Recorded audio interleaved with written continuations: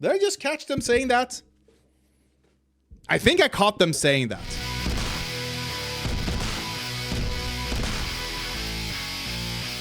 Jimmy Dore fans are probably the most uninformed people on this planet in regards to politics.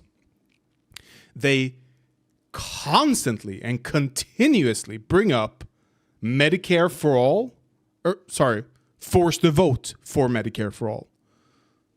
Constantly. It's the only thing they can talk about because it's the only thing they have. It's the only card they know how to play. It's one card. There are other cards in the deck.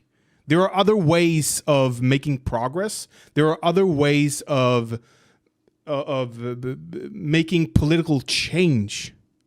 Yes, Bernie Sanders, as I have discussed today, endlessly, is not the gold standard. He is not the beacon of hope on the hill. He never claimed to be. He was just a very, very, very, very, very, very, very, very, very progressive person back in the 70s when he became mayor, and back in the 60s when he marched with Martin Luther King. He was just a very progressive person who got into politics and succeeded, and has succeeded since. And these people who came into the game yesterday think they know better than Bernie Sanders? They think they know better about American politics, about American progressive politics, how to get things done in American politics than Bernie fucking Sanders. Cornel West, for all the issues you might have with him regarding his politics, set that aside, is an amazing organizer. He's an amazing activist. He is not a politician. It is easy to be an activist. You just have to have the right opinions and be able to speak eloquently about those opinions, you know? That's all you really have to do to be a good advocate for something, you know? He's not a politician. He doesn't know the political game. He doesn't understand, and clearly, since he's now this year running third party, bruh, the entire democratic system is in the balance, and you want to play chicken? No answer. Damn it. You want to play chicken with democracy? Is that your... That is your...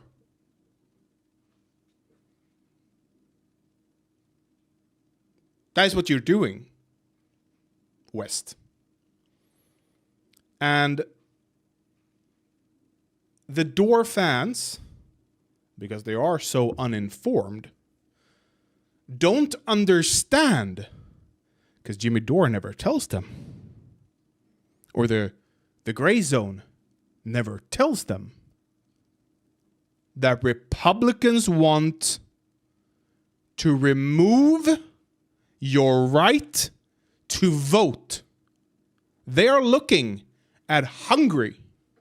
They're looking at Russia for their inspiration, let's call it.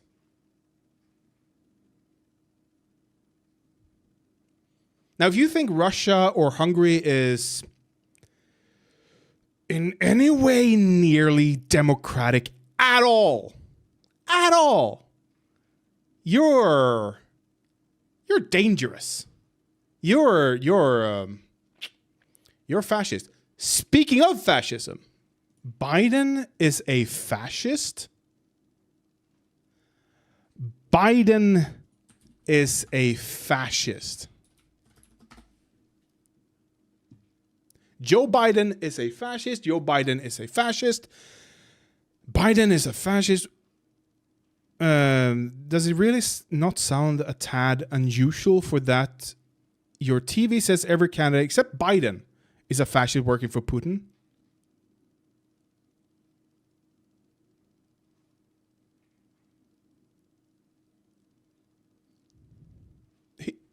He is. I'm not saying Cornel West is a fascist. I'm saying everyone in the Republican Party is currently at least proto-fascist. At least. Joe Biden is fascist. Like it's nonstop. Biden is a fascist. It is. I want all of these people. I don't understand, or I do understand why, but I don't understand how anyone can come to the conclusion without being brain dead, retarded, brainworms, whatever you want to call it. Without that, I don't see how you can get to the conclusion that Biden is a fascist. The reason for this is partially because of no internal democratic process inside the DNC, which I agree is completely idiotic, stupid, shouldn't happen. I don't know. Sure. That is, you know what? I'm putting the foot down. That is kind of fascist. I agree. Okay, sure. Internally, the Democratic Party is kind of fascist because all corporations are kind of fascist internally. It's kind of their MO. It is my corporation, and you just have to listen. Stuff like that. But in the last 24 hours, the Proud Boys leader, Enrique Tarrio, sentenced to 22 years in prison, people. 22 fucking years in prison. You love to see it. And people are freaking out over this. People are rampaging in the streets. They are rioting. They are, I don't know. They're doing a lot of things. Who cares? It's Enrico Tarrio. But they think it's just free speech, people. He wasn't even at the January 6th insurrection attempt. Riot. Demonstration. Peaceful process. Peaceful. It's called process? Not processing things, but walking in a line. I think that's called a process. Process definition. I think I'm right here. Series of actions, summons, performing a series of mechanical or chemical operations. That is not the word I'm looking for. The definition. Oh, here we go.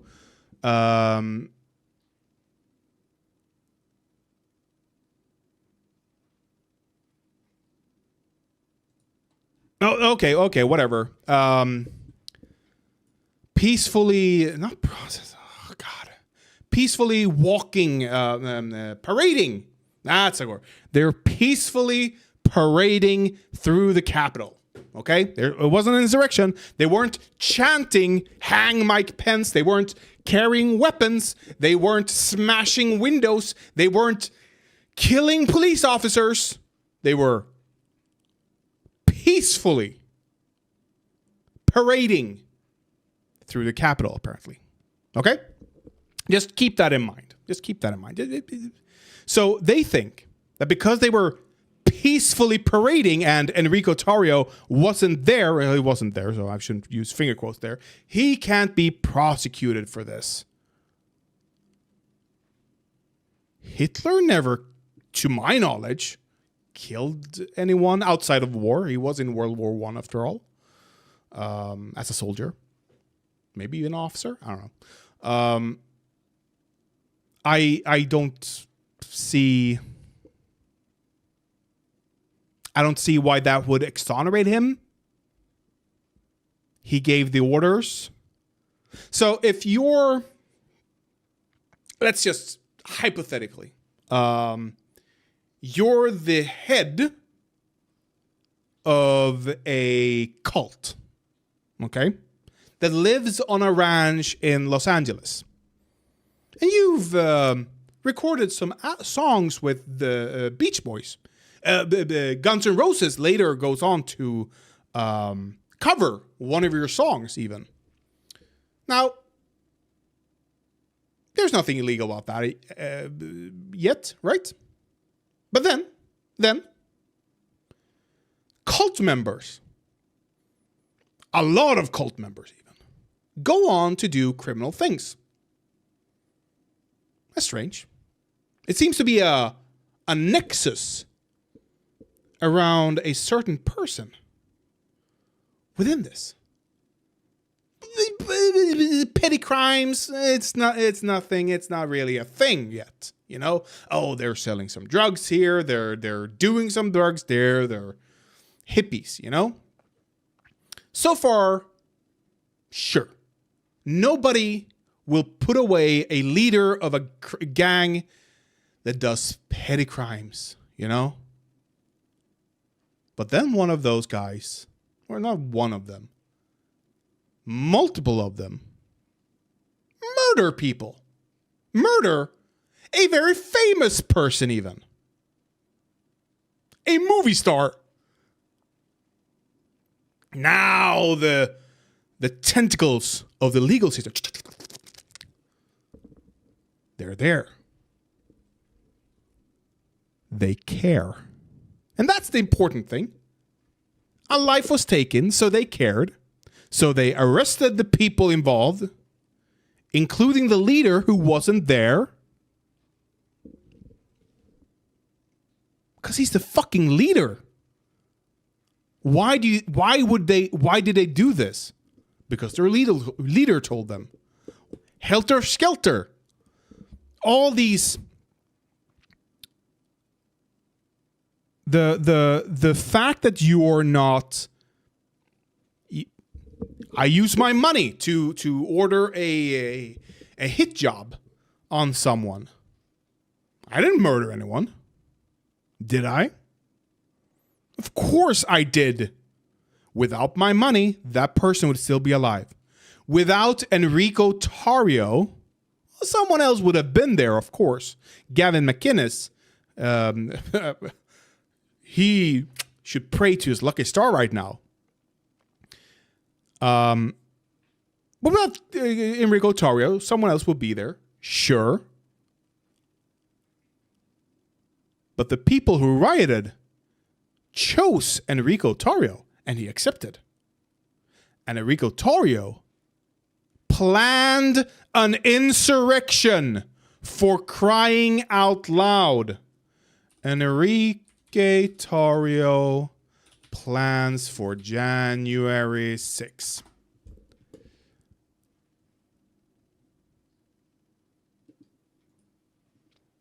Let's actually, do you know what? Why don't we just read this article? It should tell us why he's being, or, you know what?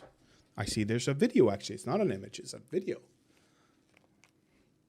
Why don't we look at the video?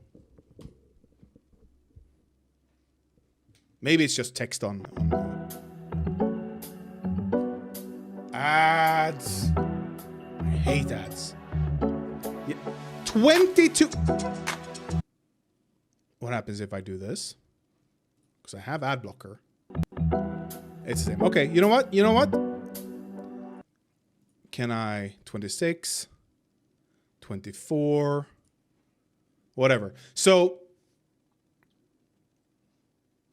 the way I remember it, why he's being, and probably, because I haven't read it, probably why he's sentenced to 22 years in prison is because... Oh, out in the crowd. Yes. Yes. It's not just text. Just let me finish. The way I remember it is that he was arrested the day before, I think, with a treasure trove of guns. Enrique Tarrio arrested with weapons?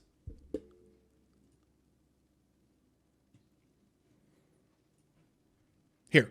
Enrico Tarrio, leader of right-wing Proud Boys, arrested ahead of rallies.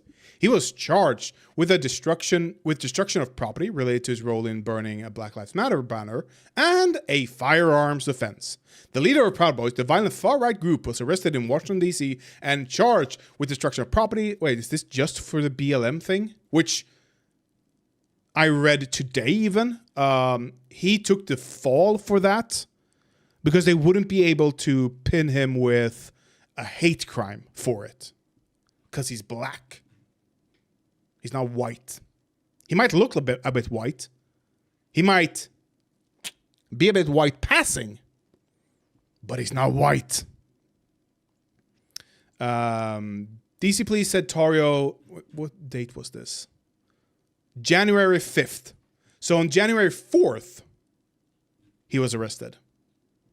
The property destruction card. DC police said Tarrio had also been charged with possession of 2 high-capacity ammunition magazines, which were with him when he was arrested. The District of Columbia, DC, where Congress is. District of Columbia, which has some of the strictest firearms laws in the nation, bans the possession of firearm magazines that hold more than 10 rounds of ammunition. Less than 3 weeks before Biden will be sworn in as president, Trump has been encouraging support of continuing protests, blah, blah, blah. National Park Service said experts monitor the U.S. Capitol has mobilized, blah, blah. The U.S. Capitol has mobilized the National Guard ahead of the planned protests. What? Mayor Muriel Bowser. I love that name. By the way, no. I you know what? Correct profession you've chosen, my man. I salute you. Correct profession for someone with that last name. Requested a limited national... By the way, can you imagine growing up as a Bowser with Nintendo and Super Mario and all that? The endless... either you're either endlessly bullied or you're endlessly cool. It's either you lean into it or you don't, Have you ever... I have to look up. Mayor Muriel Bowser in Bowser costume. She has a Twitter. Come on, did you see... Tell me. From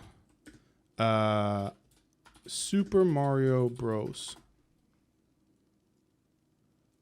Mario. What a missed opportunity.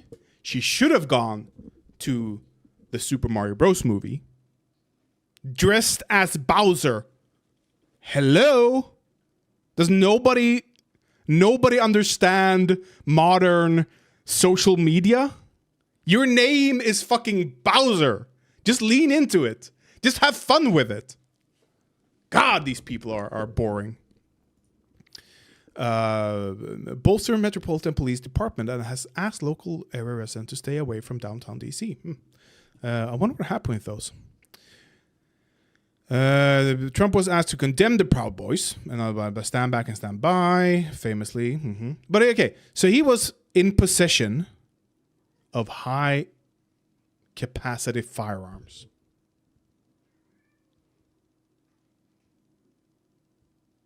I think there's a bug in the living room. I think that's what one of the cats are meowing about at the moment. Because he's hunting, it looks like. Oh, well. So, now, finally, the ad is over. Let's listen to this 2.5 minute long video. Conspiracy. Seditious conspiracy. That's what you're missing. Dominic Pezzola stands out in the crowd of thousands on January 6, 2021, because he was the first to break into the United States Capitol, smashing a window and letting a mob flow in, prosecutors allege. Pezzola and 4 other Proud Boys are on trial accused of seditious conspiracy and up to 10 charges linked to them allegedly trying to stop the peaceful transfer of presidential power. Proud Boy Joe... Was Enrico there? I remember him being in arrest at the time. Joseph Biggs, shown here outside the Capitol, prosecutors say helped lead the group to create chaos. Wait. It's wrong. Enrique Tarrio Jan 6. Presence? Nope.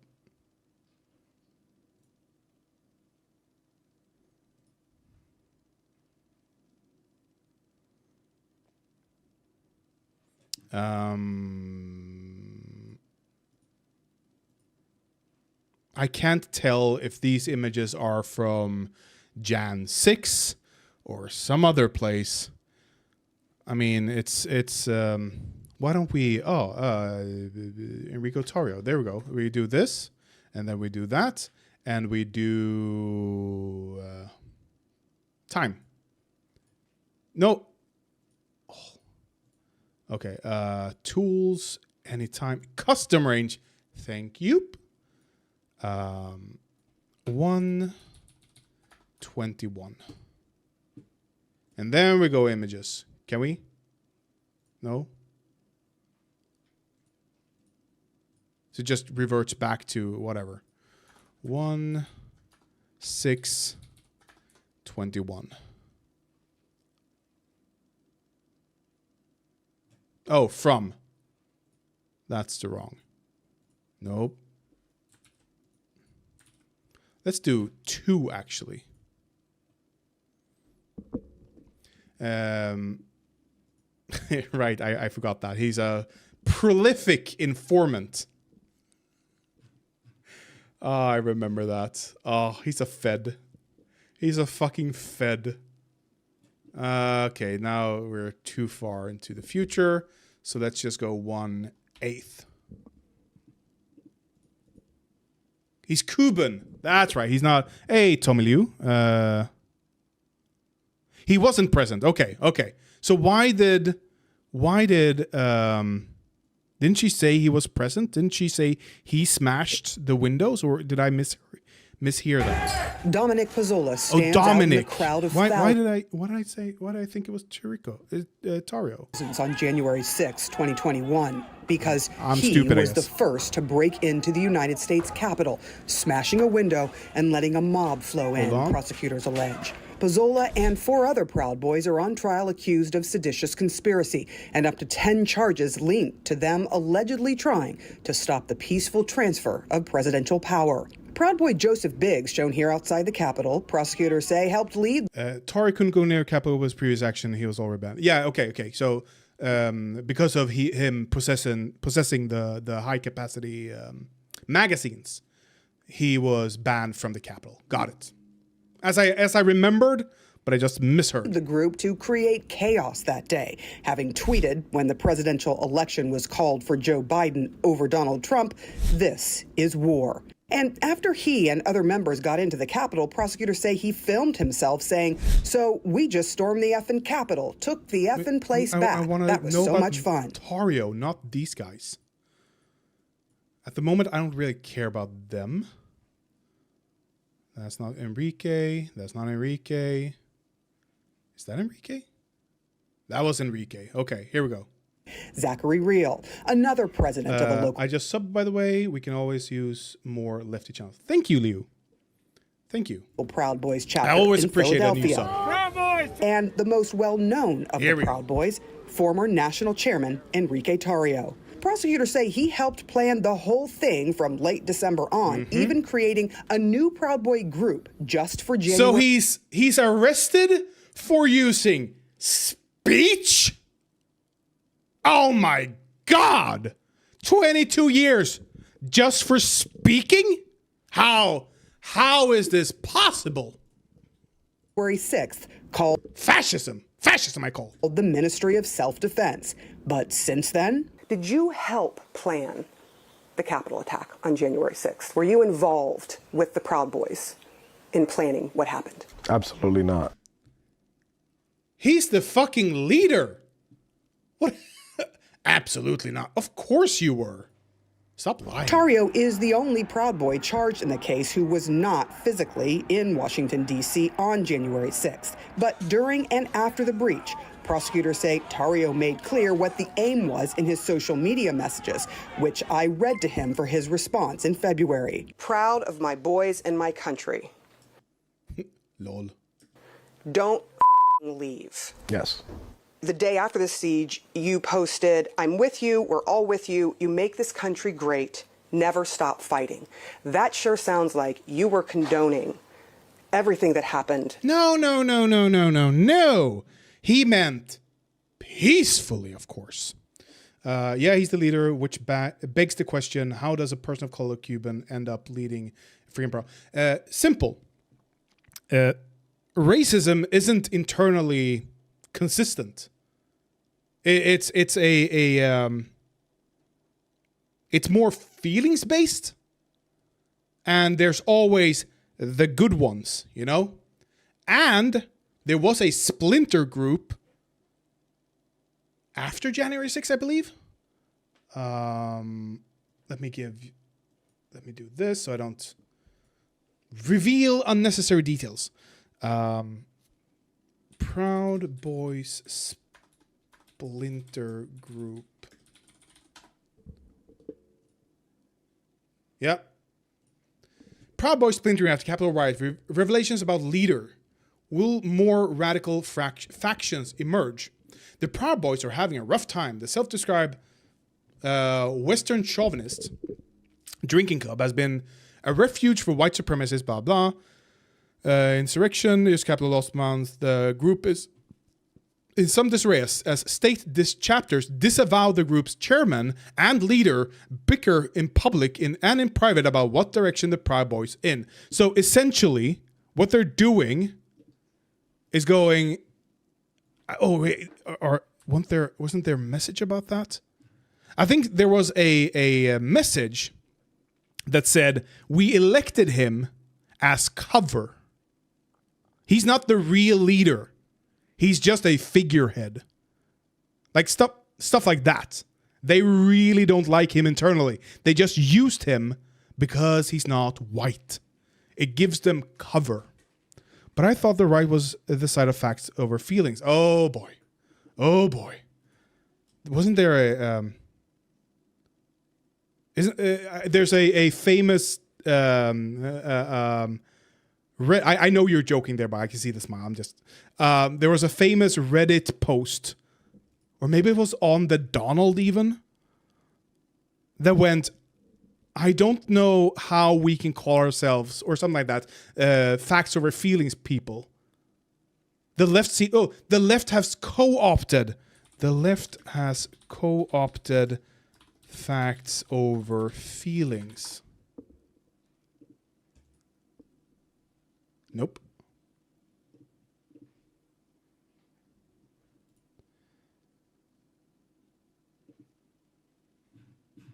No, never mind. There was a post about that at least, and so the right are waking up to the fact that it's not really facts based, and you can see that when you look at at Fox News. You can see that when you look at just go on Twitter and you'll see the feelings are quite rampant.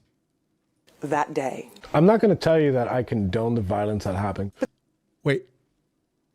Oh my God, dude. Fix your teeth, man. What is this snaggletooth right here? But this was this was long after the breach. I don't think that people should stop fighting. I was in support of the reason why people breached the Capitol, yes. Sarah, side note, CNN. Why stupid newsrooms? I don't want to own Quick. I have a Quick kitchen, but I don't own it. So yeah, he is going away for a long time because he helped plan the insurrection. I can almost guarantee that he was the person, or was among the people was it Marjorie Taylor Greene? That walked around the Capitol the day prior or something, or the days prior. Walk around Capitol ahead of a riot, despite there being a ban on it.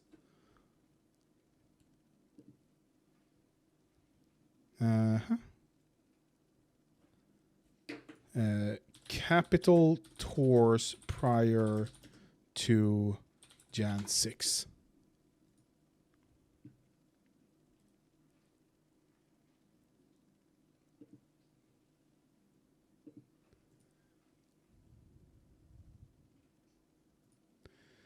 So if Dore deserved 22 years, how long does Trump deserve? Trump?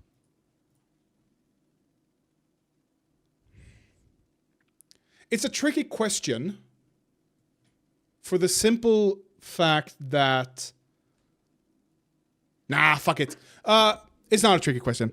I'm like, Trump is too stupid to play. It doesn't matter. It doesn't matter. He's the person they rioted for. You know? That has to count for something. He's the person they wanted to install, and he wanted to be installed. Even if he didn't approve of it, even if he didn't knowingly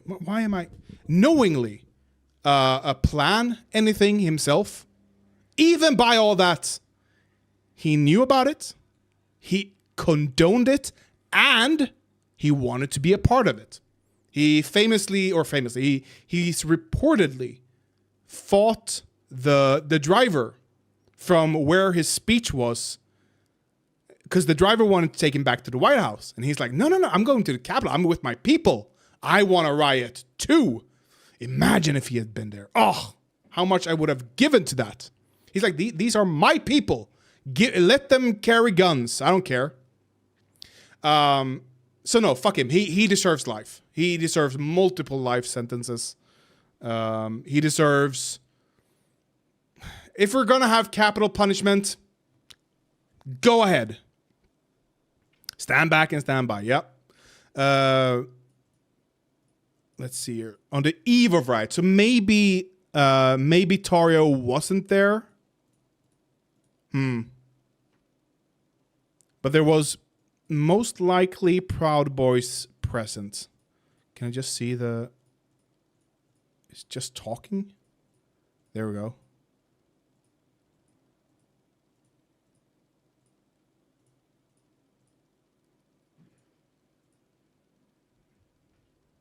It's very strange that you're touring and photographing these halls. What's the point? Can I enlarge somehow? Can I just... There we go. What's the point of photographing this? There's nothing interesting happening. It's just a corridor. And they're like, oh my God. Is that Joe Manchin's plaque? Oh my God.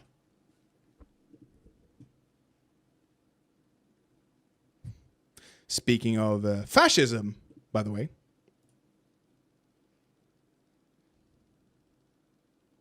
I'm not saying that she condoned January 6th. I'm saying she wishes they would have been better. It is remarkable that this person isn't in front of a judge themselves. It is amazing that they have scathed by all this time. No.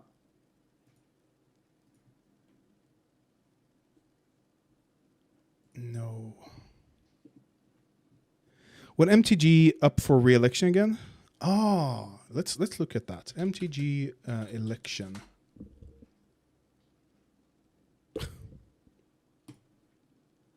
Last year.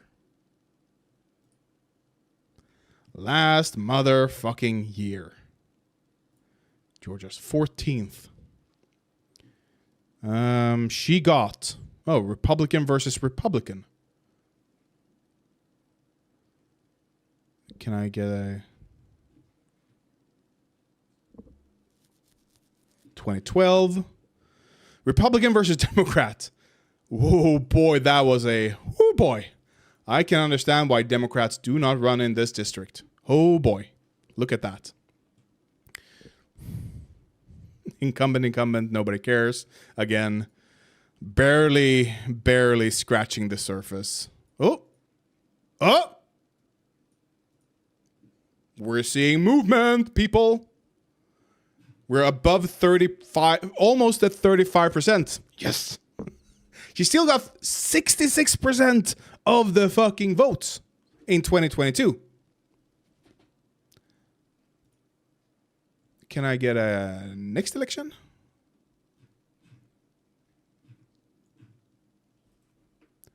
Next election, MTG.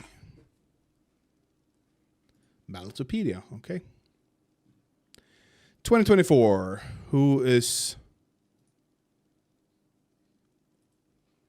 Democratic primary? Bart Bryant. There's not even an image.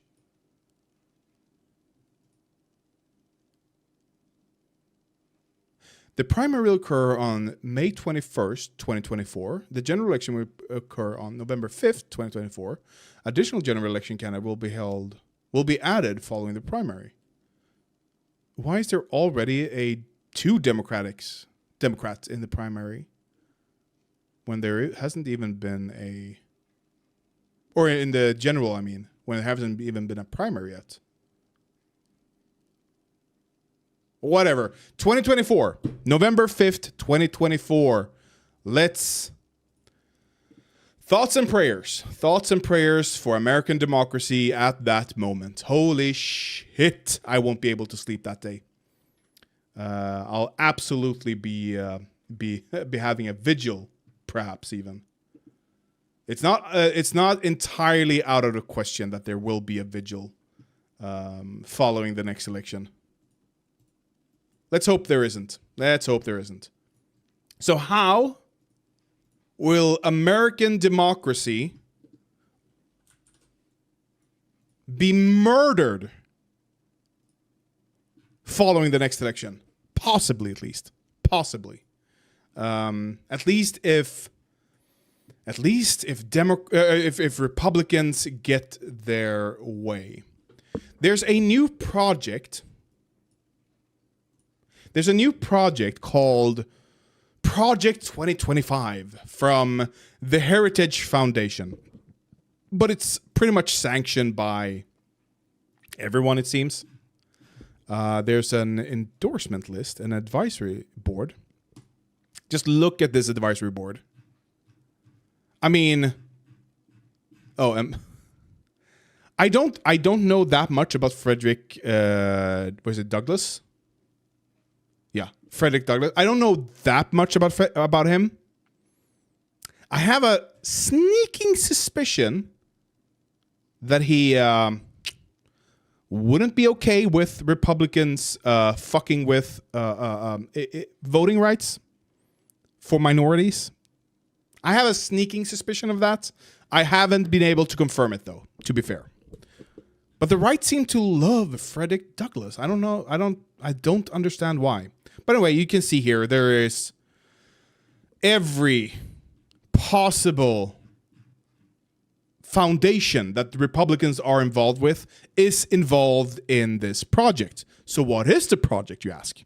I can hear your thoughts. Like, get to the damn point, you fucking Swede. Why don't we go to the Guardian? It's a month old, apparently, this article. Okay. Project 2025 plans to dismantle. I just heard about this yesterday. I don't know why more people aren't talking about this. Trump has always said he wants to do that. I'm missing what that is at the moment. Right-wing groups penned a conservative wish list of proposals for the next conservative president to gut environmental protection. That's not all it does. That's not all. Heritage Foundation.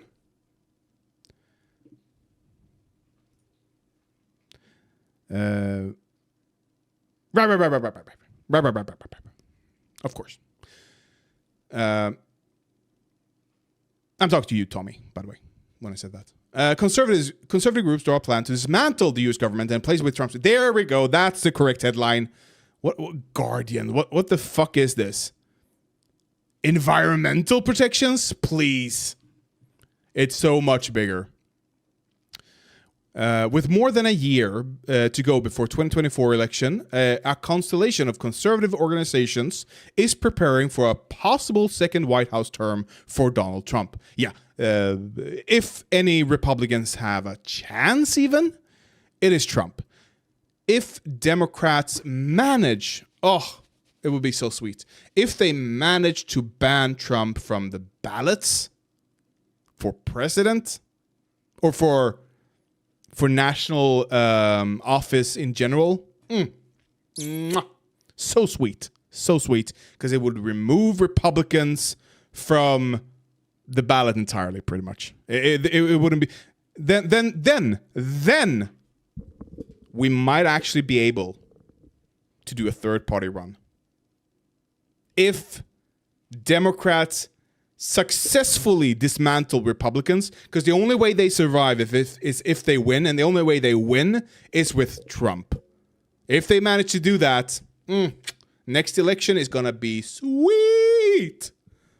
Do you think has the best chance in a general election? It is Trump. It's Trump. There's nobody else but Trump.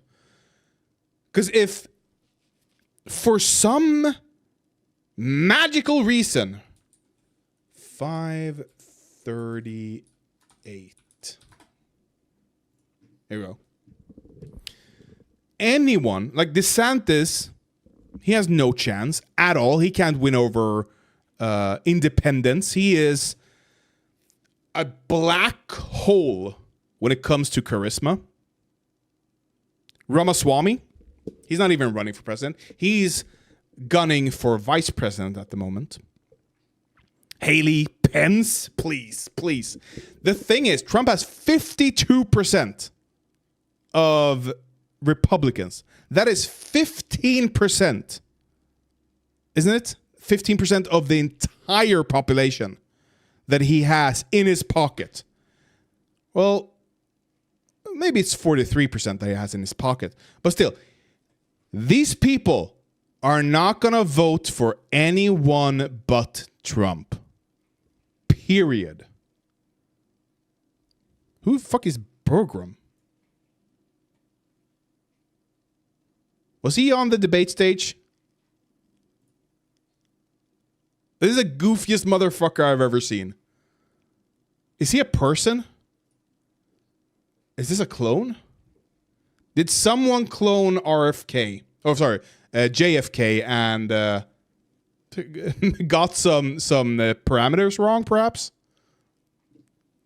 The channels like sexual targeting the Young Turks, etc. I am missing entire. Okay, Tommy, you're a new subscriber here, so I forgive you. I have massive ADHD. I don't remember what I said 5 seconds ago. Which is why I might repeat myself. Because I don't remember what I said 5 seconds ago. Which is why I might repeat myself. Because I don't remember what I said 5 seconds ago. Which is why I might repeat myself sometimes. Okay, well, I'm going to stop a bit. So you have to give me some context here, guy. Come on. Come on!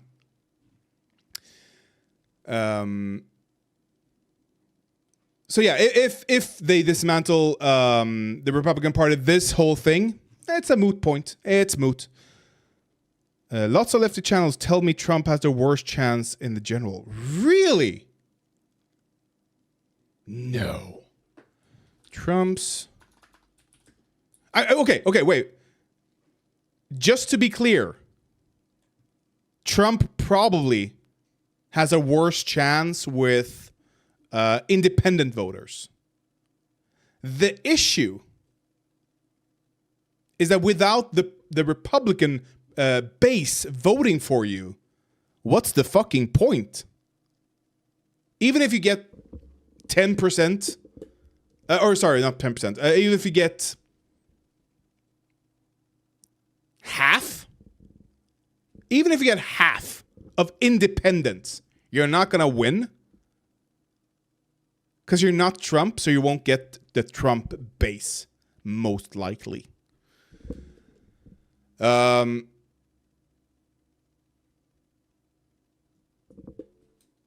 General election chances.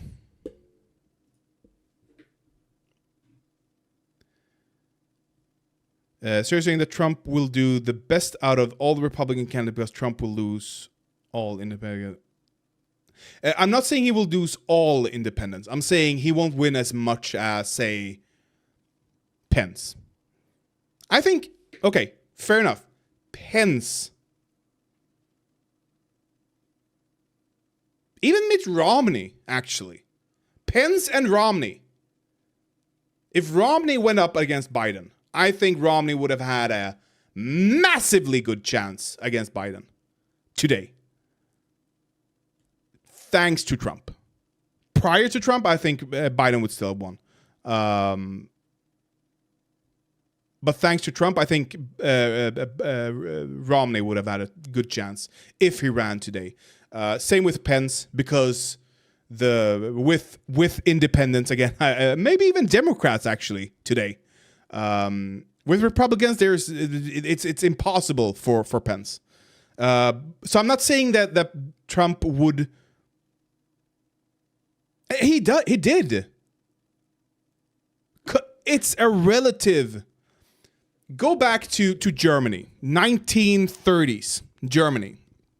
You have Hitler or Trump. I'm going to choose Trump. Post-Hitler, Trump is still looking good compared to Hitler because he hasn't done all those things yet, you know? He wants to do them, but compared to Hitler, he hasn't done them. Ergo, he's better. Ergo, he has a better chance than prior to Hitler, I guess, is what I'm saying. Donald Trump is facing 2 indictments with the potential for more. Political wisdom may have once suggested the former president's bid for a second White House term would be nothing but a pipe dream, but most of us know better now.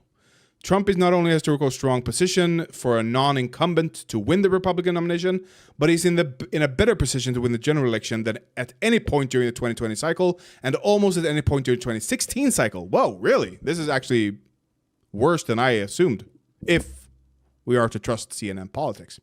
No one in Trump's current polling position in the modern era has lost an open presidential primary that didn't feature an incumbent. He's polling in more than 50% of support in the national primary polls. Yeah, he has, hasn't he? Oh, this is the... I want to see the general election. National 2024.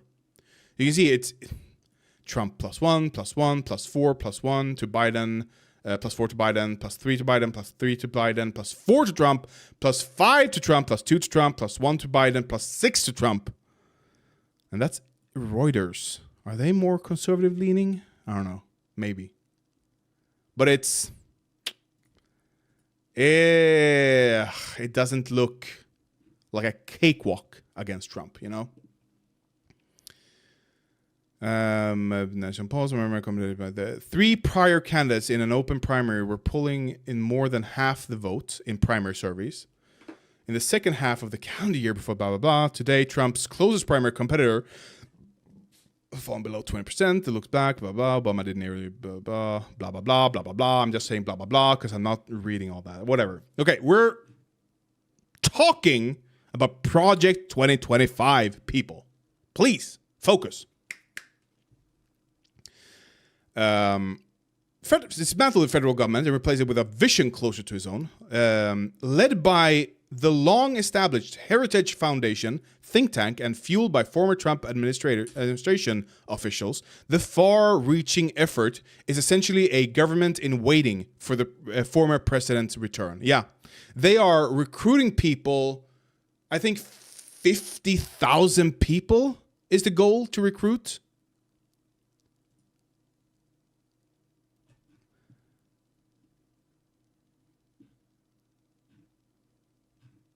I mean, it's just, oof. Okay, no. I think they want to recruit 50,000 people ahead of the election. And once the election and Trump has won, he's going to do an executive order he was not banned from using, but advised not to implement last time, which is to make all federal employees at-will employees, meaning he can just fire them like that whenever he wants and install his own people instead. What that would do for democracy is probably, without exaggeration, actually, the worse, even, not the worst, worse than the Confederacy? Because essentially what this would mean, having 50,000 sycophants to you that agree with everything you want to do and everything you want to accomplish, even if they don't know they agree with it, you saying it means they would agree with it. You saying it means they will change their mind in accordance with your opinions. Period. Having 50,000 of those people running the government, that wouldn't be good. That would, honestly, this is parts of checks and balances here. That would mean that the independent checks that happens through bureaucracy by people who don't agree with you because they're like, this sounds fishy and I don't like that guy. So I'm going to look to see if this is fishy and put a stop to it if I can. Stuff like that, gone. Completely gone. He would have total control of the government with this project. He has already total control if he wants to. I'm sure if Trump becomes president, he's gonna the Supreme Court, they're not gonna put a stop to anything he wants. Why would they? They agree with him. The only reason they've, I don't want to say tacitly, but bureaucratically struck down some Republican things is because they're like, we need a better reasoning for this.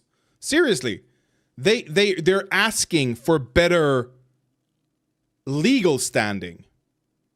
They agree with what they want to achieve.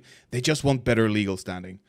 You wouldn't need to take up arms. There is not a single American at this point in time that shouldn't own at least a handgun. I mean, if you're mentally unstable and you don't trust yourself around handguns, don't own it, of course. But if you trust yourself enough that you think you're not going to commit self-harm with it, or you're not gonna be mishandling it to the point where a small child might pick it up, stuff like that. You too? Give me a moment. Oh my. There's something in the food, probably. Where was I? I was ranting about something. I was ranting about Project 75, dismantling the government, stalling his own, checks and balances, all removed. Take up arms. There we go. Yes, all Americans at this point should own arms, unless you're afraid you won't be able to handle it correctly. Don't do it. But if you think you're safe, if you think you're not gonna self-harm, own a fucking gun at least, please. Update your passport. If you can afford it, stash away some cash, hard cash, for emergencies. Like, oh shit, it is 1938. 1930 when first book burning. When was that? March 33, 38. March. It is March 1933, Germany. You have some cash stashed away. You go and use it, and you flee to a better country. Okay, you go do that. At the moment, we're maybe in December of 1932. Maybe. So you have a few months to prepare at least. I wouldn't recommend... Would I recommend Canada? What country would you be able to flee to easily? Because the country has to recognize it as an issue as well, doesn't they? Don't they? What country would recognize that quickly? I don't think Sweden would do that, actually. It is possible, but I don't think we would. Anyway, go somewhere, try your luck. It is better than the alternative, being stuck there when shit goes down and the gas chambers are open up. So we were reading here, okay. Led by the long-established Heritage Foundation, fueled by former Trump administration officials for far-reaching efforts, is essentially a government in waiting for the former president's return. That's where we were. Or any candidate who aligns with their ideals and can defeat President Joe Biden in 2024. Again, it's for Trump, period. I think any... And when I say any, I mean literally any Republican would happily place themselves as the dictator in charge, They would happily install themselves in that position. The reason they haven't previously is because they probably assumed it wasn't possible, I guess. Like the institutions were too strong, but Trump showed them, no, they're not. No, they're not actually. But this is for Trump, period. It's not for anyone else. Don't kid yourself. With a nearly 1,000 pages Oh, right. Apply now, by the way. 401. What is a 401 code? You might ask. What is a 401 code? Unauthorized. This is behind an administrative wall. The fucking idiots. Playbook. Here we go. Mandate for leadership. The conservative promise. It is so big. It is over 800 pages. So it's so large that with my speeds, internet speed testing,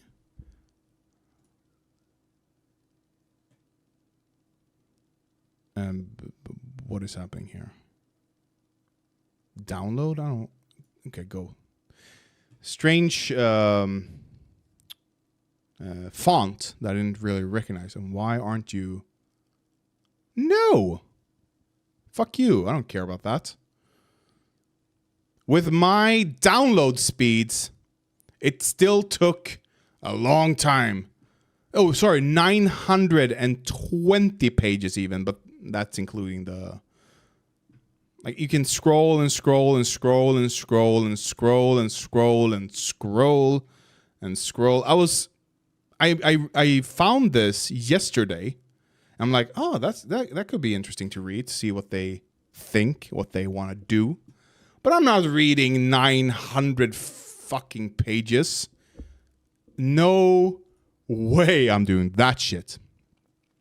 With nearly 1,000 page Project 2025 handbook and an army of Americans, the idea is to have the civic industry infrastructure in place on day one to commandeer, reshape, and do away with what Republicans deride as the deep state bureaucracy, in part by firing as many as 50,000 federal employees.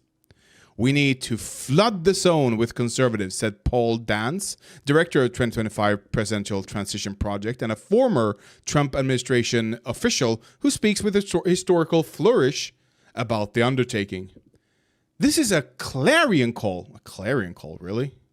Clarion call? What is a clarion call? Right. With these speeds, it still took a long time. A strongly expressed demand. Okay. To come to Washington. People need to lay down their tools and step aside from their professional life and say, this is my lifetime moment to serve. What a dork. What a fucking dork. The unprecedented effort is being orchestrated with dozens of right flank organizations. What is a right flank organization? Like they're on the fringes of the right wing? Radical flank? Yeah, okay. Many new to Washington and represents a changed approach from conservatives who traditionally have sought to limit the federal government by cutting federal taxes and slashing federal spending. Instead, Trump-era conservatives want to gut the administrative state from within by ousting federal employees they believe are standing in the way of the president's agenda and replacing them with like-minded officials more eager to fulfill a new executive approach to governing.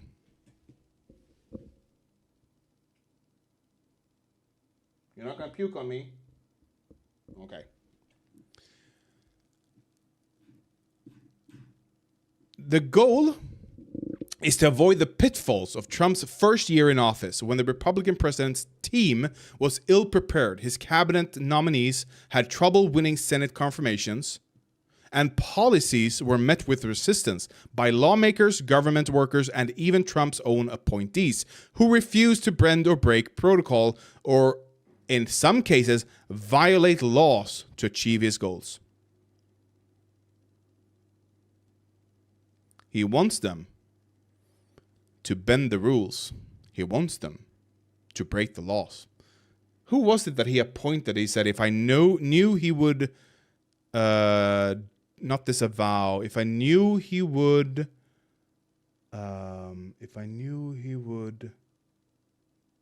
remove himself from the case, whatever, I wouldn't have appointed him.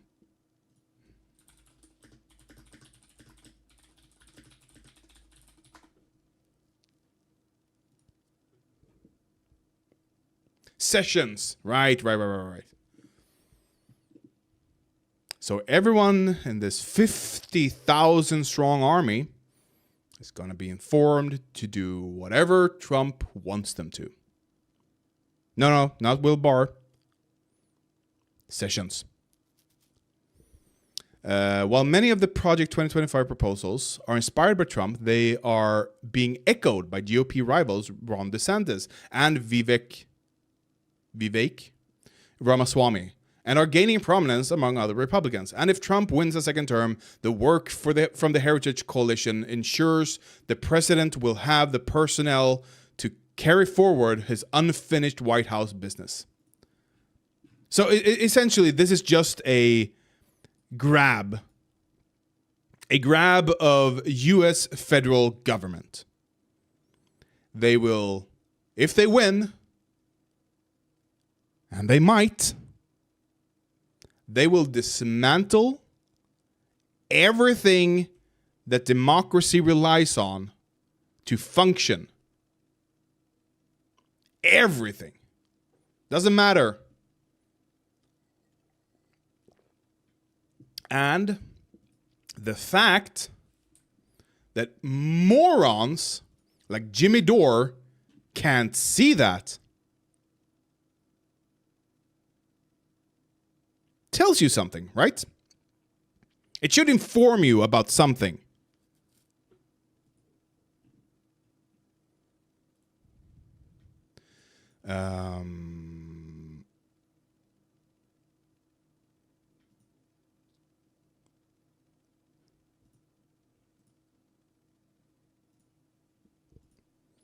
So now we've laid the groundworks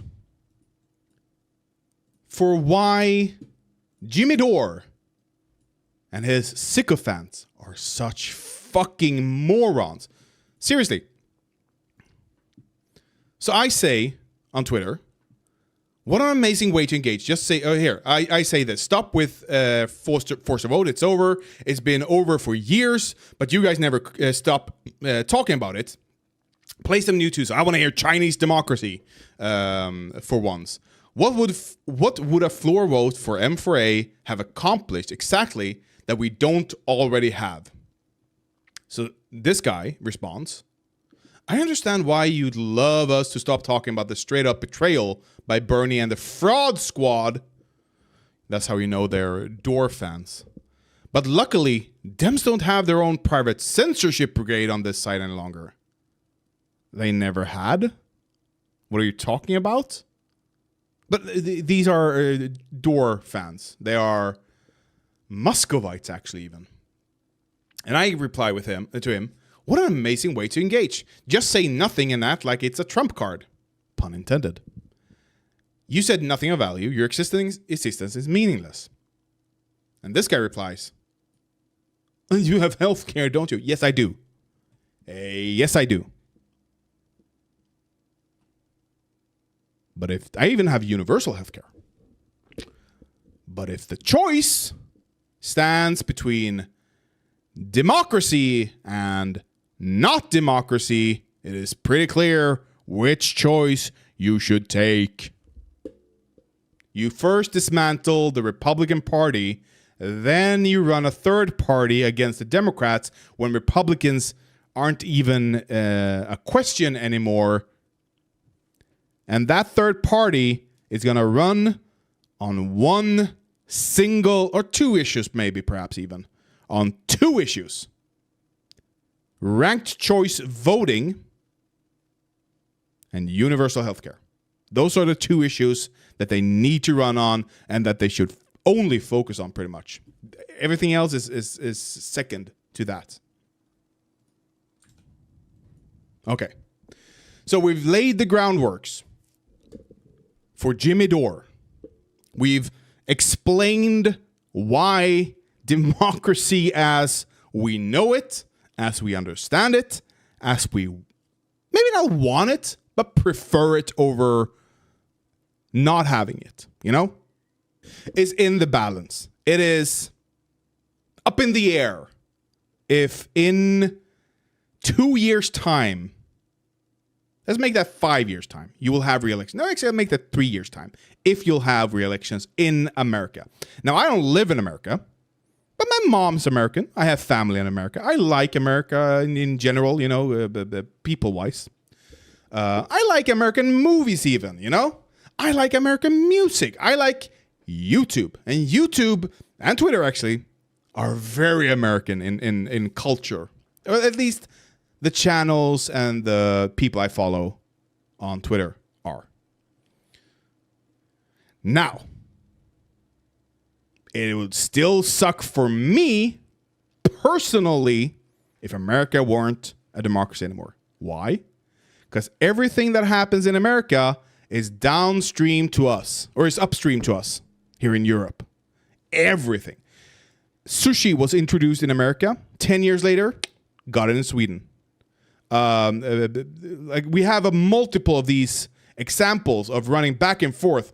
Something happens in America, Sweden gets it. You know, we are downstream from American culture, unfortunately. And if democracy is dismantled in America, well, we're downstream from that. That's going to affect us, and we're going to see a big, big push towards anti-democracy in Europe. We're already seeing it. We're going to see a big, big push here, if that happens. Let's hope it doesn't. Let's listen now to Jimmy Dore and see where Bernie has gone full-blown Trump derangement syndrome. Let's talk about Bernie Sanders, because Bernie Sanders... Okay. Who the fuck is this guy? Craig Jardula? Craig Jardula? I never heard of such a name, but Craig Jardula. He doesn't even have a Twitter. Oh there it is. Election integrity expert. An independent media talk show that discusses, analyzes, and destruction of mainstream media narratives. Oh my God, what is this LARPer? Should I just start LARPing with my military gear? Could you excuse me for a second? If I was a tanky, this is how I would stream every goddamn day. Every day. And I'd... These are not high enough for me anymore. I am above that grade. Sorry. I should... Let's go to America. I should have 3... Oh. There we go. I should have 3 bends here right now for my current rank. This is corporal, old Swedish corporal insignia, but I'm a sergeant now because that's what happened. I look like a French tank. I kind of look like a French tanky. You're not wrong. Maybe if I do this instead. Let's see here. How did I had a technique when I was in the army. This is not right. It's maybe right. It's a little weird, perhaps. I need to wetten it to make it real. It should fold down like slick here. We weren't supposed to talk about this. Anyway, if I was a tanky, I would care more about that kind of idiotic. Like, what is this? What is this beret? You have these. I see people walk with these outside. You don't. You never do unless you're mourning. Okay? Very important. Unless you're mourning, they shouldn't be out. Okay? This is just LARPing. Whatever. We were going to watch this. And now I'm finally gonna do it. Take it away, Craig, apparently. Let's talk about Bernie Sanders, because Bernie Sanders has kind of come out of his little hole. He appeared in New Hampshire over the week. Come out of his little hole. They have so much contempt for him because he doesn't follow his or their brand of politics. Weekend, and he had a lot to say. This is an interview. Can I hear Chuck Todd's thoughts about it? I was about to ask. You want to hear Chuck Todd's? Yeah. You know what? I'm glad I have it ready. It just like popped into my head that Take a listen for this. Welcome back. Back in April, Senator Bernie Sanders, who of course was Biden's chief rival in the 2020 Democratic primaries, ruled out a third presidential bid and endorsed Biden for re-election. Good. But on Saturday, Sanders was back in New Hampshire, one of those early presidential states where he won. Imagine if he had run third party and he had ensured. Now we know how close the last election was. Trump-Biden election. Like, this is not that close. Thanks to Bernie not running third party, Biden was able to become the first ever democratically elected president in U.S. history, in my opinion. For something to be for an election to be considered legitimate, UN election legitimacy participation rates.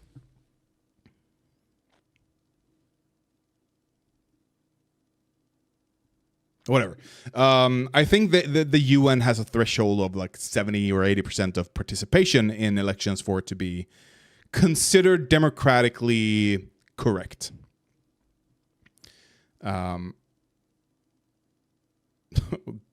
Wait, 78 or 1788?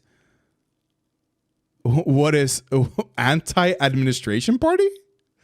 What a fucking... the treasure trove of people running for president at that time. Everyone's like, I want to be the first one. And George Washington was the first one. Anyway. Where is it? 19. When was the Civil Rights Act? 64. Here we go. Lyndon B. Johnson. How many votes? Oh my God. I can't get the total votes, the total percentage of population.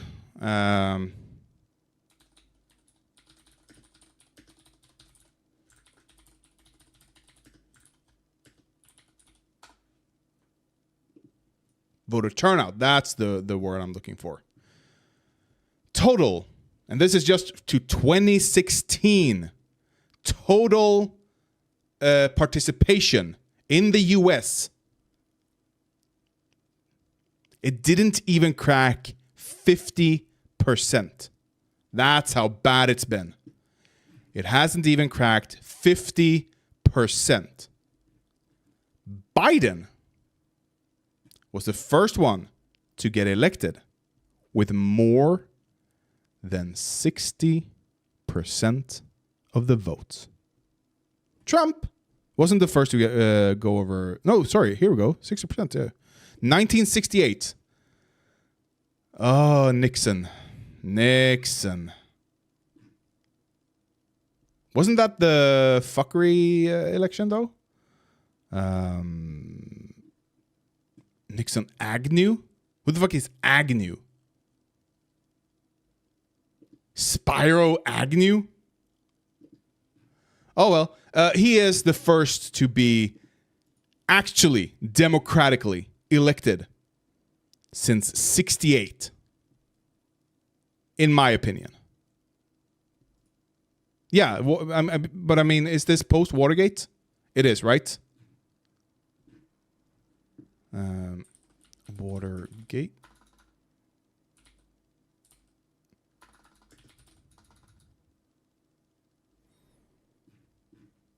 Richard Nixon. No, this was pre-Watergate. When was that? 72. 74, okay.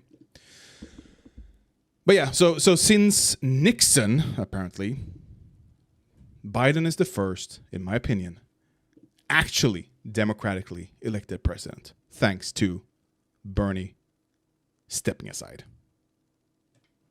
And did I wish it was Bernie? Yeah. But I'm glad it was Biden over Trump. Both the 2016 and 2020 primaries to share what he called his concrete agenda for the future of the Democratic Party at the New Hampshire Institute of Politics. Of course, when you go to New Hampshire, it sparks some speculation about his own political future. Oh, Jesus. It is no secret What is this? that I want Joe Biden to be reelected president. Oh my God. If that is going to happen, if we are going to defeat creeping authoritarianism and right-wing extremism, Yep. there has got to be an ideological change of course. Okay. So Dore is there. So he's just full-blown Trump derangement syndrome. Yeah. No. He's no longer upset at the system. I mean, we've just gone over all of this. All of it.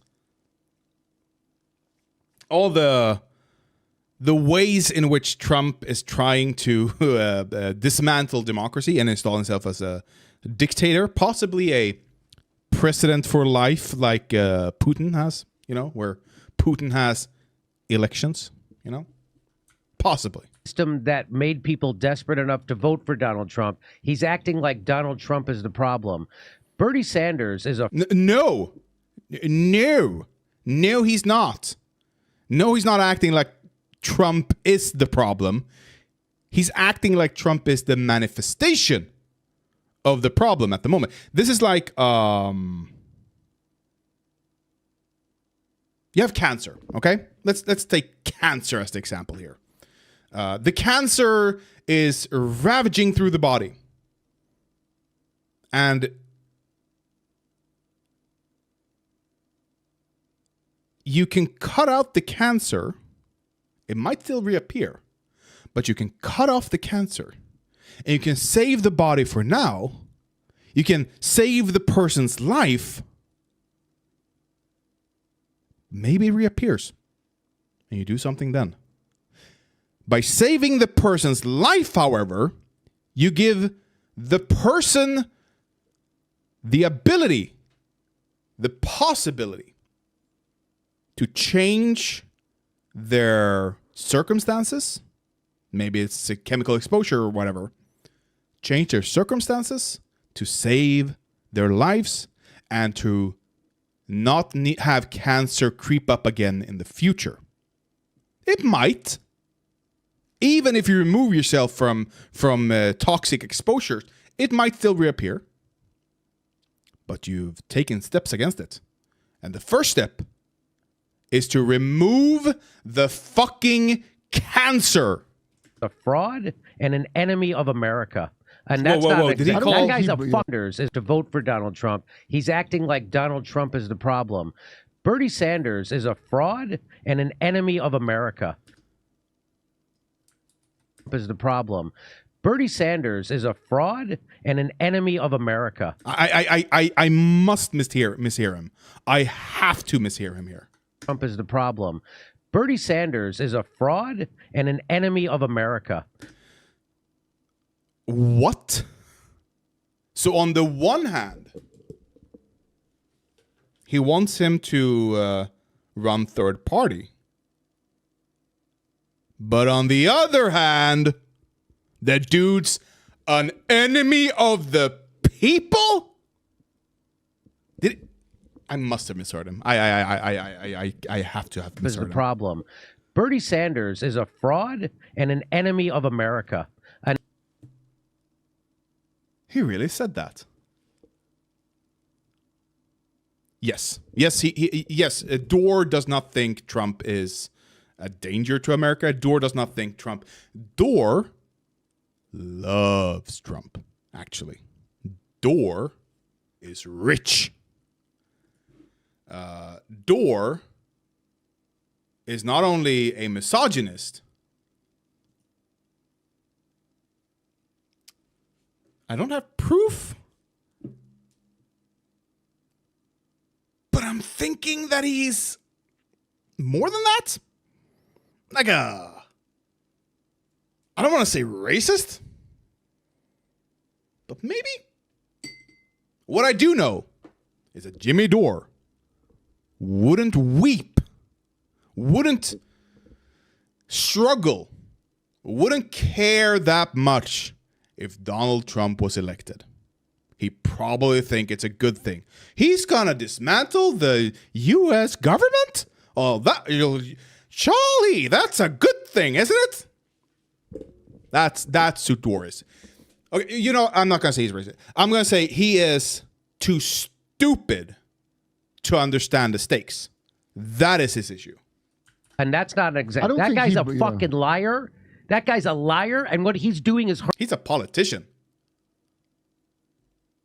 He's a politician, Jimmy. Of course he's a liar. hurting this country. He's an enemy of the. He's just as big as enemy as Joe Biden. Bernie. Oh, okay. Let's say that's true. Let's give him that. The Bernie is just as bad as Biden. Let's give him that. And that tells me nothing of who I should vote for, really. That tells me that Trump might even be worse. Bernie Sanders doesn't give a shit about this country. Bernie Sanders cares about Bernie Sanders. Do you think that he? The person who was 50 years ahead of his time. No. Was he even 70 years ahead of his time? He might have been born ahead of his time, you know? That person.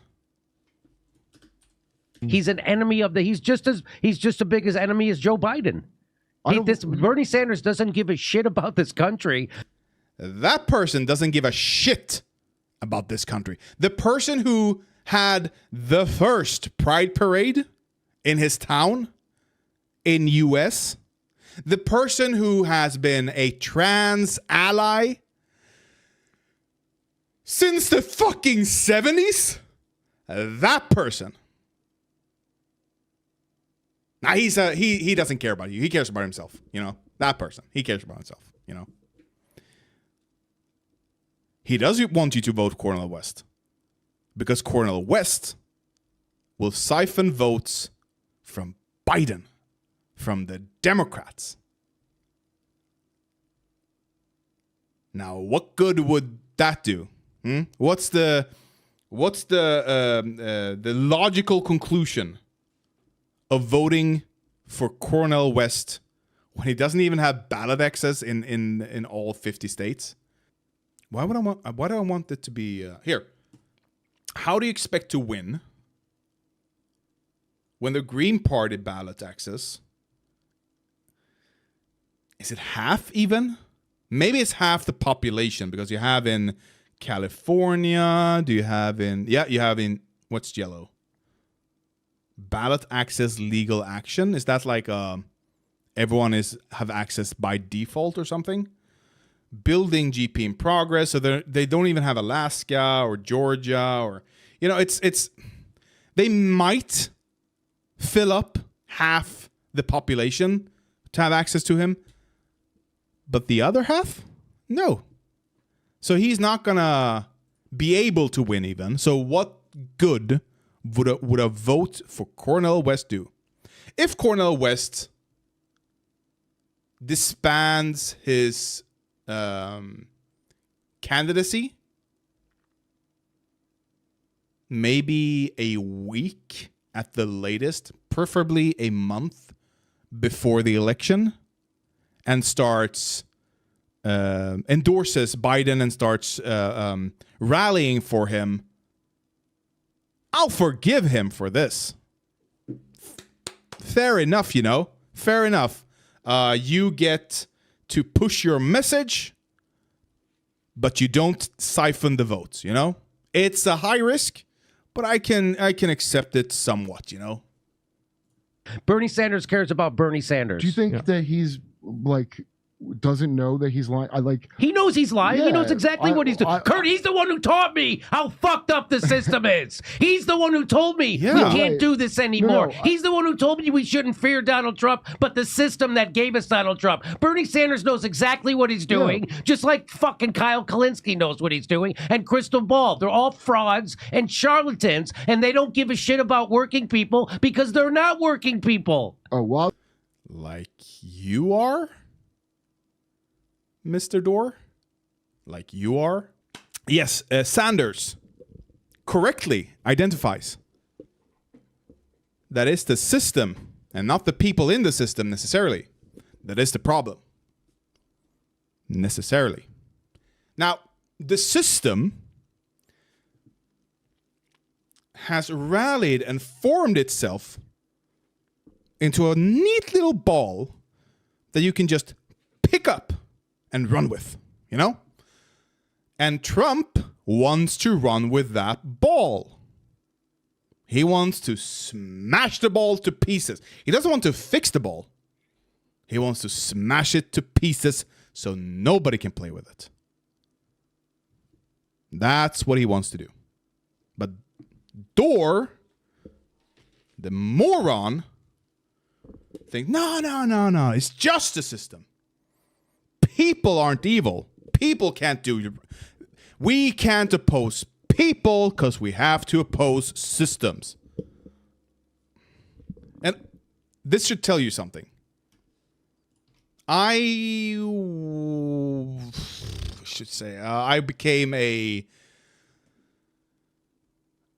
ascribed myself as a socialist just a few years ago.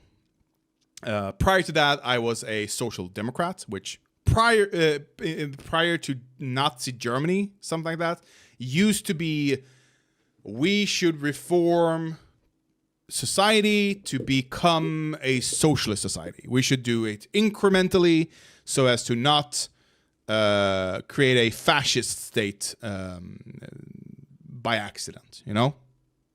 But that's not how we use it today. Today it's the softer capitalism side. The people who want to give you healthcare and education and improve your lives just enough so you don't suffer, which is good. It is better than just having unregulated and uncaring capitalism. Much better.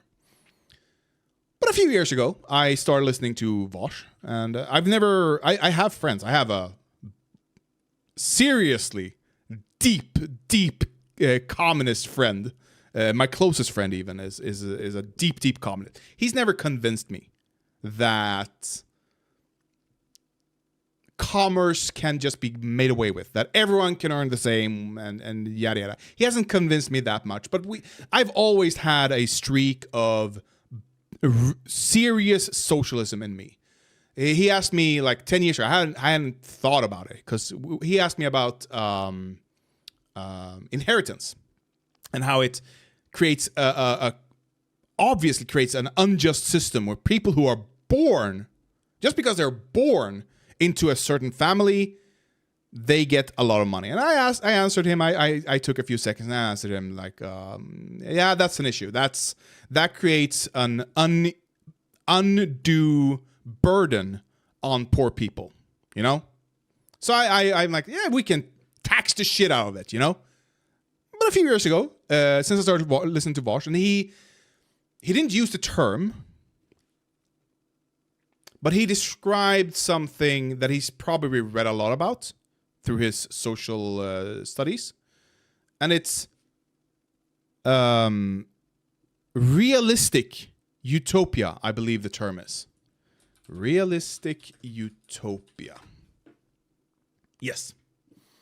And what that is what is the most radical idea of how we can structure society that doesn't break society, that isn't a pipe dream, that is something we can do today. How you handle budgets or how you structure corporations, stuff like that, you know? For me, that tangible thing isn't to do away with capitalism entirely. That's not the next radical step towards socialism. The next radical step towards socialism without a revolution is worker co-ops. Allowing, disbanding all other forms of, especially the investment stuff. What's called aktier.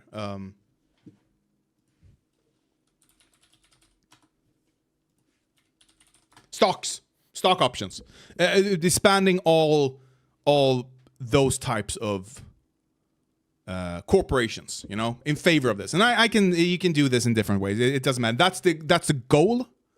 Disband.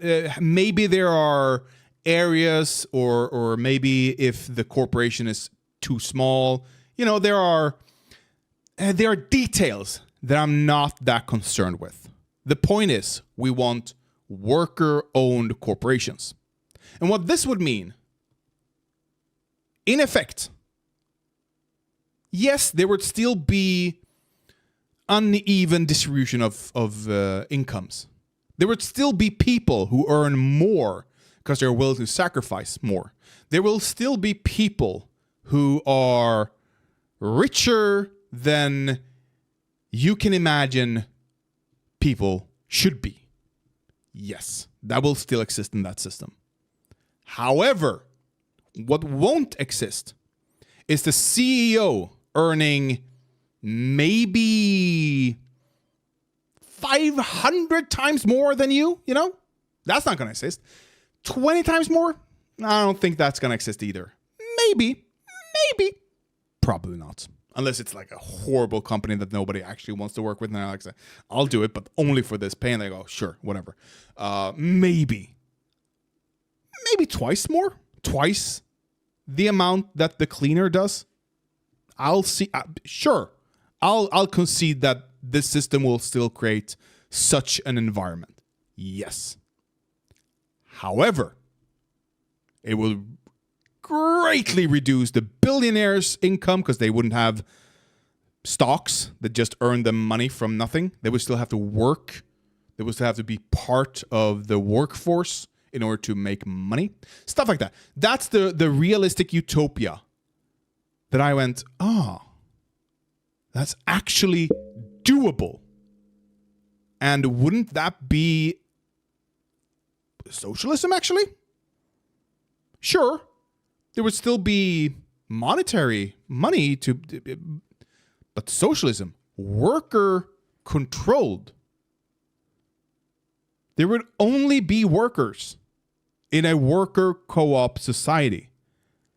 That's socialism. Worker-owned control of the means of production. Because if you own the means of production, you also own the monetary value. And if you own the monetary value, you own the power. There would still be profit. It just wouldn't go to stock options. It just wouldn't go to the stockholders. It would be dispersed among the workers. My concern is how to handle retirement. Without investment in stocks, bonds, and property, once stop earning money, they will rapidly run out of funds to live in old age. Taxes? I don't see why we can't just have governments paid for retirement. Like, I agree, there might be some. There are details that I'm not 100% sure on. But imagine a tax on all corporations, like a 10% tax that goes to retirement. That would suffice. We can even, 10% profit tax. Everything you make, like you have your, and there's going to be, again, details that I'm not that concerned with at the moment. Because this is still like generations into the future. Still generations. But yeah, you can have a 10% tax on all profits that corporations make that pays for retirements, stuff like that. We could even have retirements be paid for by the corporations that they worked for previously. If you retire from this corporation, you'll get retirement by this corporation. I think such a worker co-op society, like if the entire society were to become a co-op, there are no more stock trades. There are no more investments. banks are controlled by workers, and yada yada yada yada yada. Everything, except for maybe police and military, maybe, is worker co-op. I think in such a society, we've seen they've done studies in Italy, I think it was, where they saw a massive increase. I'm not going to say massive. They saw an increase in civic participation in general from societies that had worker co-ops. They saw increases in people's happiness in general from people who worked at co-ops. They have yet to find negative aspects of worker co-ops. And even if they do, I still think it's a good thing. I still think it's the best thing you can do. Economic democracy. That's the word I was... Once Vosh said, we need to strive for economic democracy. I'm like, that's not a bad framing of this. That's actually an accurate framing of what it is I didn't know I wanted, but I do want. Economic democracy. We have political democracy, which people refer to as democracy, but that's not all democracy. Why don't we have economic democracy? The workers vote how their corporations spend their money. So that's the thing that really stuck in my head. I like democracy. Why don't we have more? Okay, simple. What do you see as possible improvements for this generation then, if worker co-ops are managed? So the thing, I think the improvements, if we remove America, which needs to become a social democracy first, like the first step is ensuring everyone's education is high, ensuring everyone has access to high free education. No poor person should be forced into taking several hundred thousands of dollars in loans just to have a chance at a job. Because I don't think education should be for jobs either, only. Education in and of itself is amazing. We need more of it. We just need... God, my voice is bassy right now. I like it. We just need more... we need to ensure that they have education. We need to ensure that they have healthcare. We need to ensure that the safety net of society is intact and robust. You know, stuff like that. That's step one. So we remove America from this conversation entirely because they are way behind Europe on this. We can even remove most. Let's just talk about Sweden, the society I know best. Okay, and let's talk about Sweden in the 1990s, where we had optimal, maybe 80s even, where we had optimal opportunity for this. We had a really strong left-wing flank. Left-wing politicians during that time. The Social Democrats, the biggest party in Sweden, were socialists at that time. They weren't social democrats like we know it today. They were socialists. If we take that society and we see, okay, how do we improve from there into what I'm talking about, into the realistic utopia? The first thing you do is you do a trial study, of course. You make sure, and then, but let's skip the testing stage. Let's jump to the action stage. I think the testing stage will prove that this is a viable form of transitioning, which might take generations. It might not, depending on how much people like it. But I'm guessing I won't be alive when this happens, at least. We have government funded buys. The government funds a foundation that buys up corporations for the workers. this can't be a. I can foresee I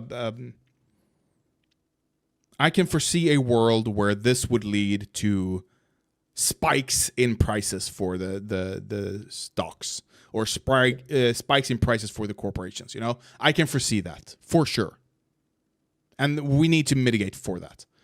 But I think such a fund where the workers vote among themselves, they sign some kind of document, they sign some legal papers, and this fund has restrictions on basic rules for this corporations, like every worker has one vote, stuff like that. You know, the basics of any democratically run organization. They demand that, and so they can then the workers can petition this foundation to buy their corporations for them at a loan that is very, very, very profitable for the workers. Very, very small. What's called? You essentially pay back what you loaned. The interest, very low interest. We already have such a loan. Tommy, if you're listening now and can type, what would you think a student loan in Sweden has for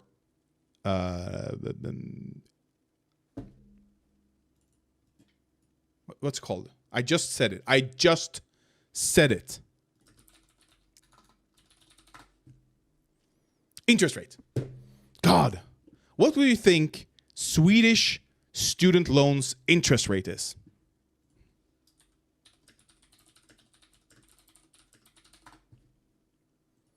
In America, the federal student loan interest rate is for undergraduates is 5.5%. 1%? You fool! It's 0.59. It is almost 0.5%. That's how low it is. That's the only interest I pay. That's the only, when I have banks and loan companies call me up sometimes trying to convert me to or switch to their banking, like we can switch to get amazing rates, and I go, I only have student loans, and they go, we get it, we can't do anything there, bye bye. They're not even interested in competing with the state student. The state in the 90s, I think, early 2000s perhaps, wanted private banks to take over student loan funding. The private banks went, no, we do not want anything to do with this. 0.59%? Fuck that shit. What up, boy? You changed shift just for this? That's sad. But thank you. Thank you so much. I appreciate it. So you have loans at that interest rate, very, very, a very good interest rate for the lender. And they can pay back through the profits. You can make that a rule for the foundation that only profits is where, you know what? Even this, they will have a cap on how much you can earn until you've paid back the loan. Maybe you do that. You have a cap on how much you can earn per worker until you've paid back. So all the profits, instead of going into or they say, you know what, you don't even pay back any interest. You don't even pay back the loan. We take the first 2 years, 5 years, whatever, of profits. period. If it's a big corporations like Volvo, or if it's the small corporation that does cleaning, we only take the profits of the first 5 years. Now that can be more than the loan, that can be less than the loan. Stuff like you do new innovative ways here. It doesn't have to be the old ones. Do you always stream at this time? No, I don't always stream. It's almost yeah, you're in America. I am usually not up at this early. I usually stream in the afternoon when my girlfriend works evenings. But I couldn't sleep last night at all, and I was able to stay awake thanks to my methamphetamines. I was able to stay awake the entire day, and I went to bed at like 9 yesterday, which is very unusual for me. I'm usually in bed no earlier than 12, but yeah, last night it was 9, and I slept like a fucking baby the entire night. So when I went up, I'm like, why don't I stream? Why not? Not just for it, but okay. Well, good for you, social. I'm glad it's not just for this. So that's anyway. That's the steps I would make now, in order to move us towards such a system. Or the steps I would make now is to test it. But you know, let's continue to hear how Bernie is the enemy of the people, but not Biden apparently. I was gonna say he comes off like. His abrupt turnaround, it comes off like someone who's being blackmailed so much to me. Like a lot of people say that. Called him Of course they got him. Like they haven't got. What would they have gotten him in on? If they had got him, they would have made it public. They would have made him disappear from public life if they had gotten him. What? He honeymooned in the Soviet Union? Oh my God. No, what happened is that Bernie made a deal with the Democrats.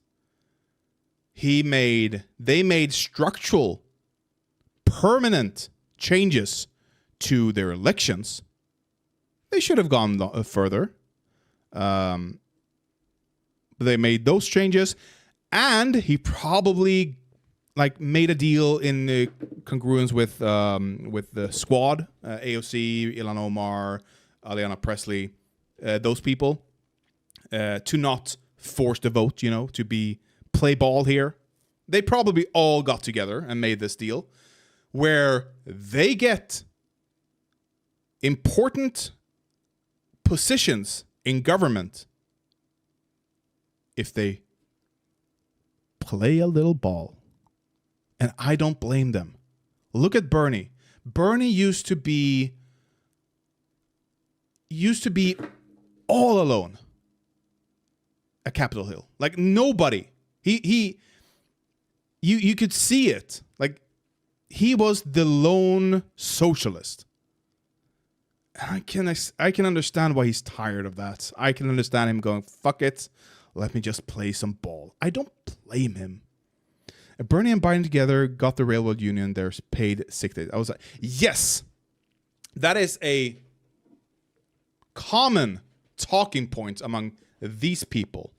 That Biden broke the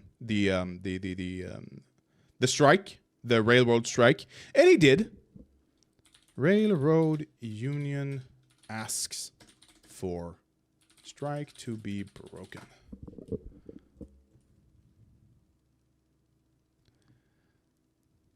Didn't they ask asks AOC to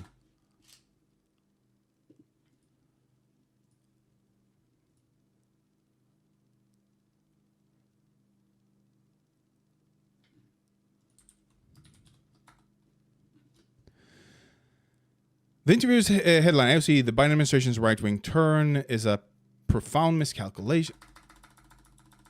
That's all?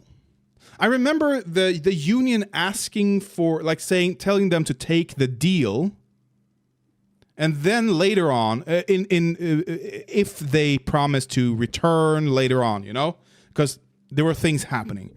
Biden sick days, railroad strike.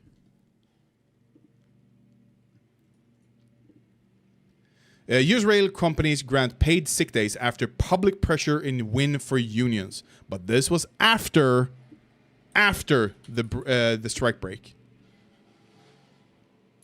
When Joe Biden and Congress enacted legislation in December that blocked a threatened freight rail strike, many workers angrily faulted Biden for not ensuring the legislation also guaranteed paid sick days.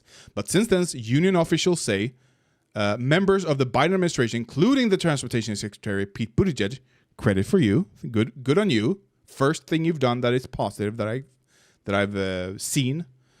And Labor Secretary Marty Walsh, who stepped down on 11th of March, lobbied the railroad, telling them it was wrong not to grant paid sick days. Anyway, they went back and they gave them the sick day. So yeah, he broke the union, the strike, but he returned with the sick days.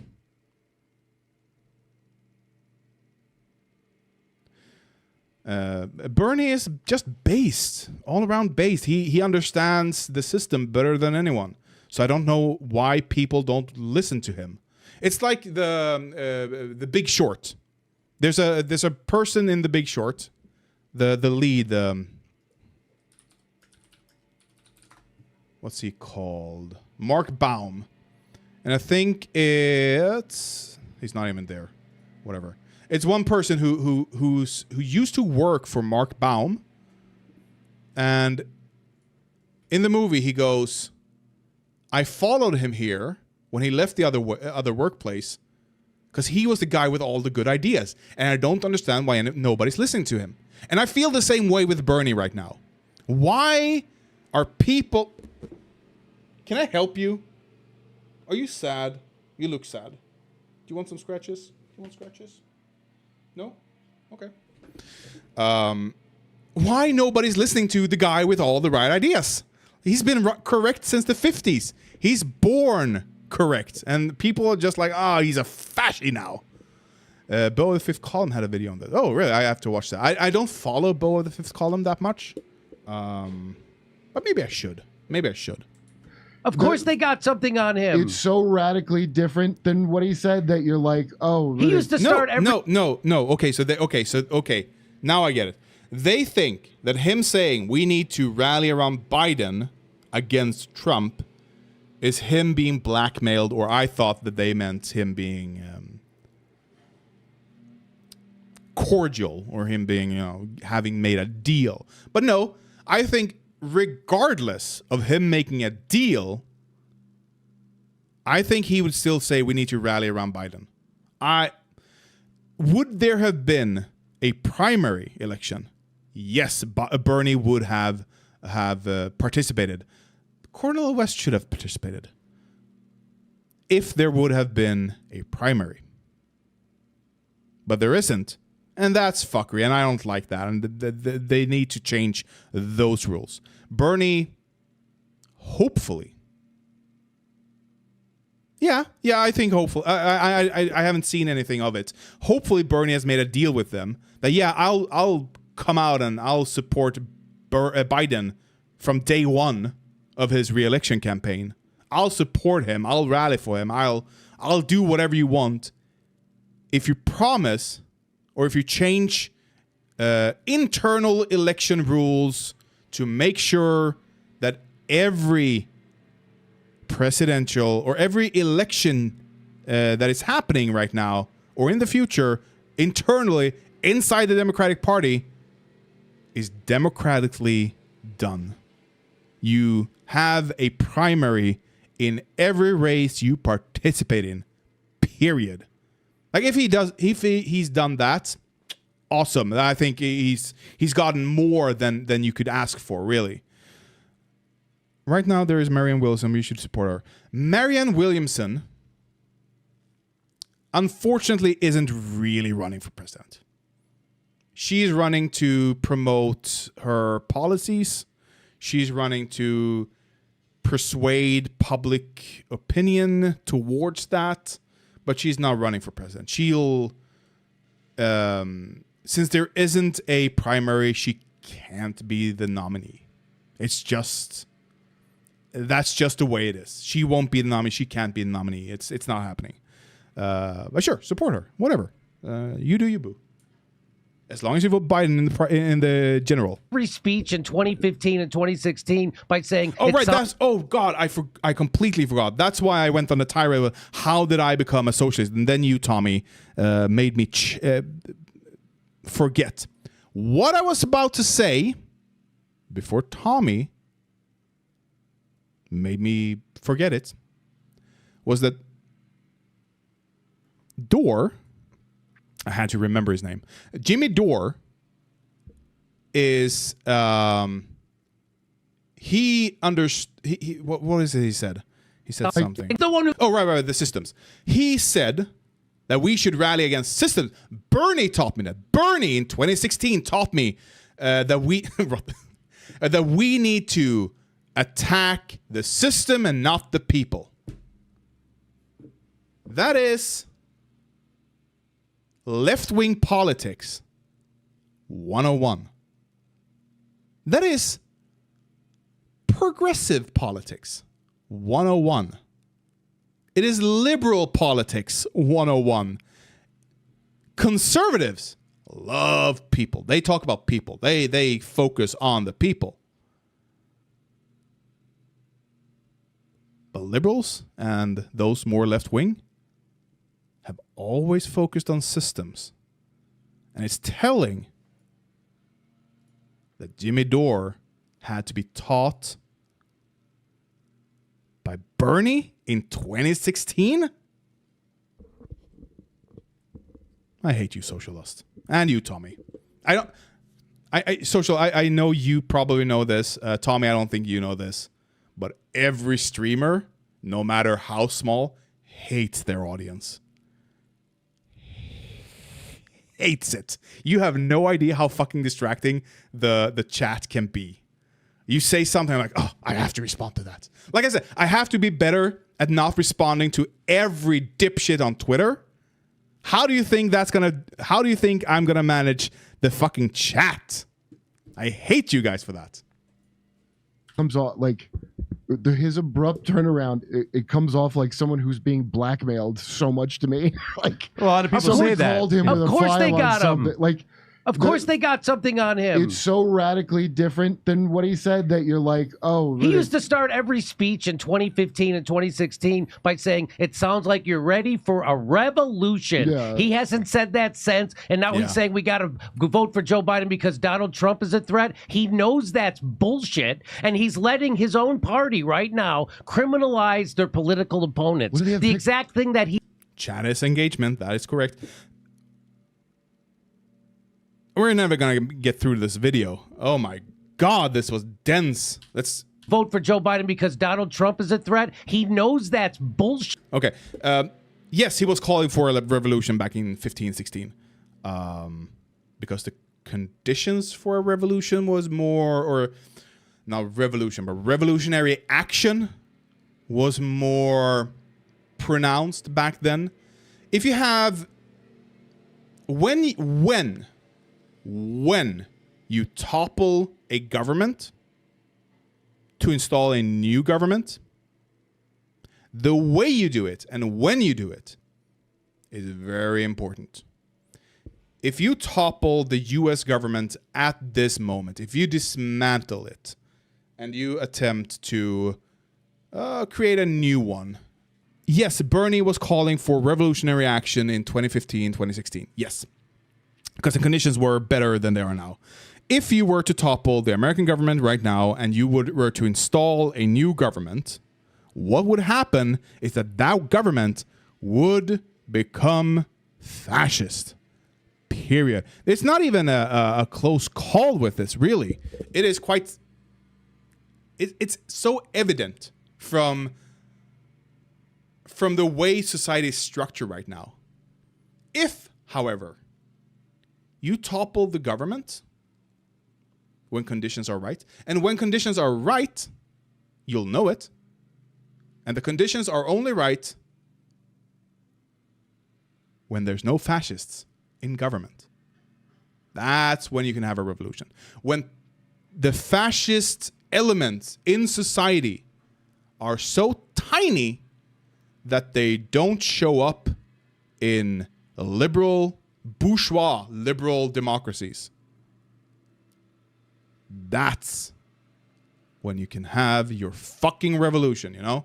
Because that revolution is going to be done with a pen stroke, you know? It's going to be a signed document, not an insurrection.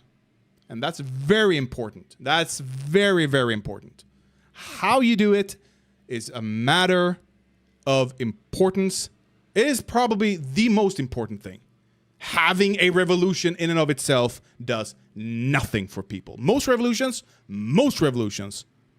lead to more death, destruction, misery, etc. There are very few revolutions in the history that has led to positive things.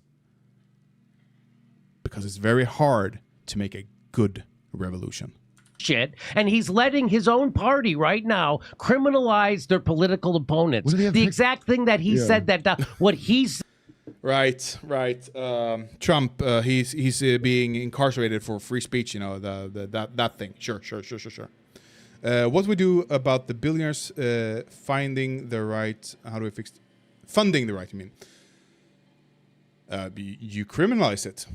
You don't allow for corporate money. You don't allow for donations over a certain sum. You don't allow for dark money to be... And we have that issue in Sweden too. We should have removed that issue a long time ago, but we haven't. And we had the opportunity back in the 80s, but we didn't. So we don't have ourselves to blame for the current situation, unfortunately. However, we need to remove those things. We also just need to remove billionaires from society. But again, there are details that I can't answer. This is an idea.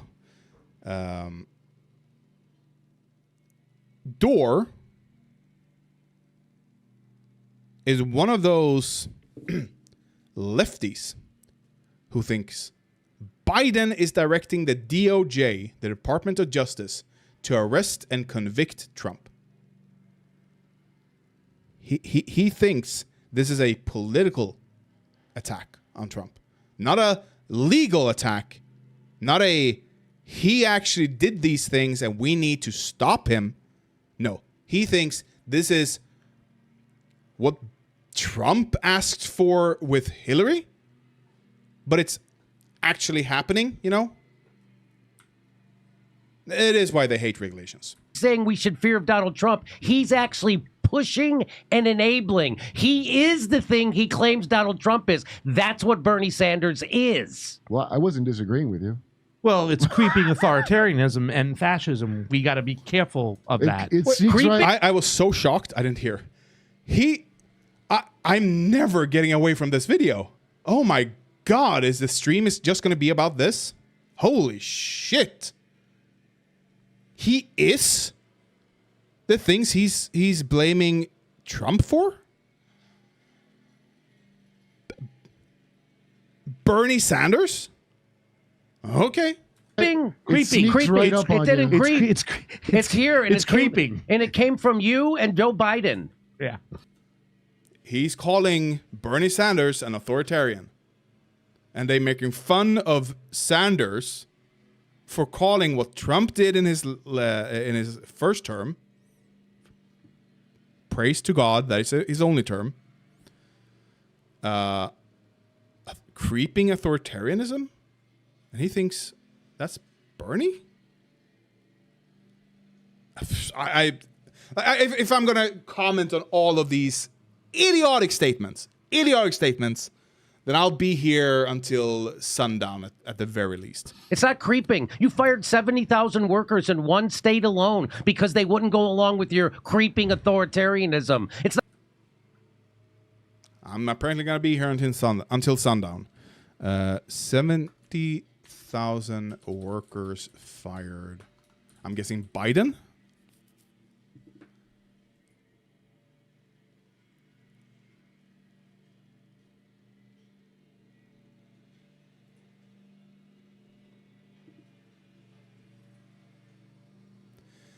A partial shutdown of federal aviation program has put roughly 70,000 workers in construction and related fields out of work.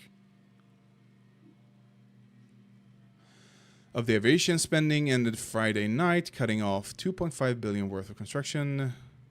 How is Biden to blame for this? The Republican-controlled House of Representatives last week passed an extension of the temporary authorization, that cut $12.5 million from rural airports and reduced subsidies for a handful. How is Biden to blame for that? It's not creeping. Creeping authoritarianism, and it's not creeping. You fired 7,000 workers in one state, and Joe Biden. Yeah. It's not creeping. You fired 70,000 workers in one state alone. In one state.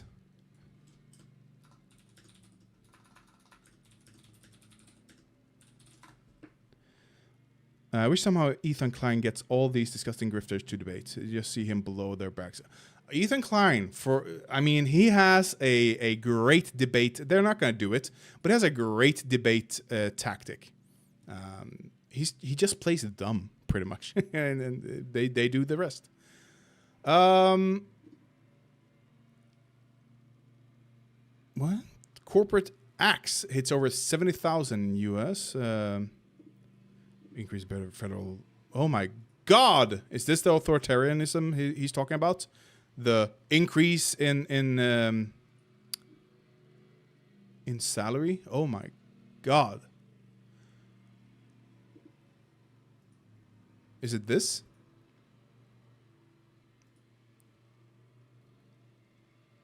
Just cause protections will revolutionize job security. No, security.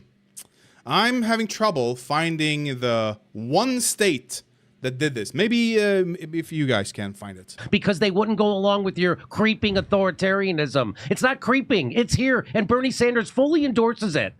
I like when some of those people you mentioned say, "Well, I don't agree with the fascism of the Democrats. It's corporate fascism." That's what fascism is. Wait, what? I thought it was corporatism. I thought it's when your parents won't take you to a drag show as a kid.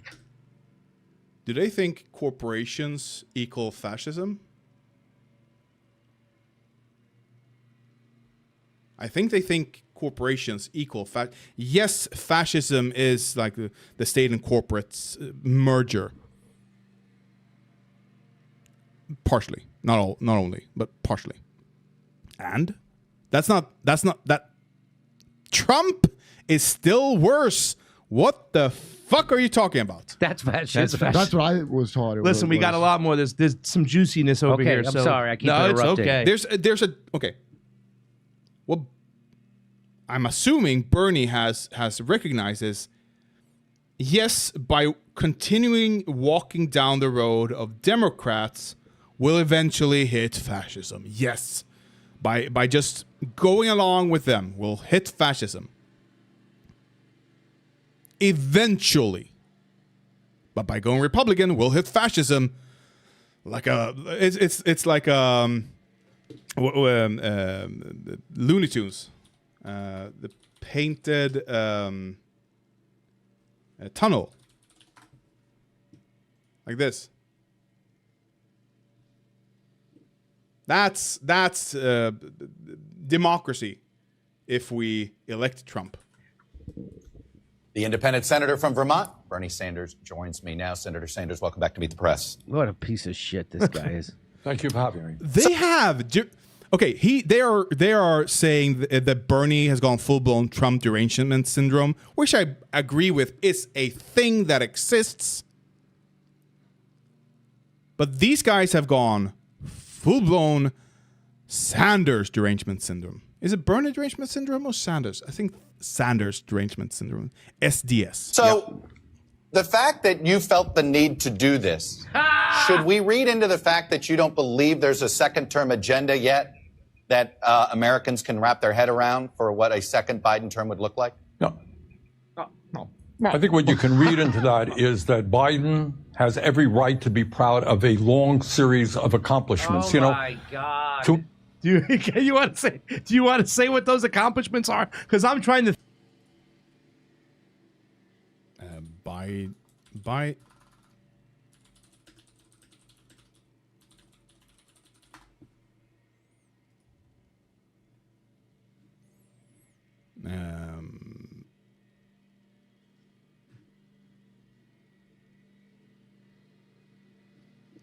Most Americans approve of the job Biden's doing, but voters did give Democrats strong midterm results, driven in part by the Supreme Court's blow, blah, blah. I want to see one of Biden's first acts was trying to get the coronavirus pandemic under control by passing a $1.9 trillion American Rescue Plan. The White House sent Americans in the low to medium income range a $1.4 thousand payment, which should have been more. Come on. Necessity, blah, blah. Also extended a $300 a week federal unemployment benefit. But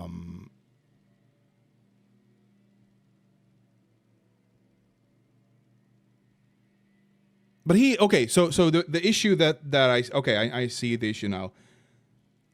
Dore doesn't believe that coronavirus is a problem, so he doesn't think these measures are good. The infrastructure bill, the gun safety bill, I completely memory hold that one. Biden signed into law the largest gun safety bill to pass Congress in nearly 30 motherfucking years. While historically significant, the bill was rather limited compared to what gun control advocates would have wanted. Of course. You still have to work within the system. Right, the semiconductors. Hasn't he had more jobs created? Biden jobs creation.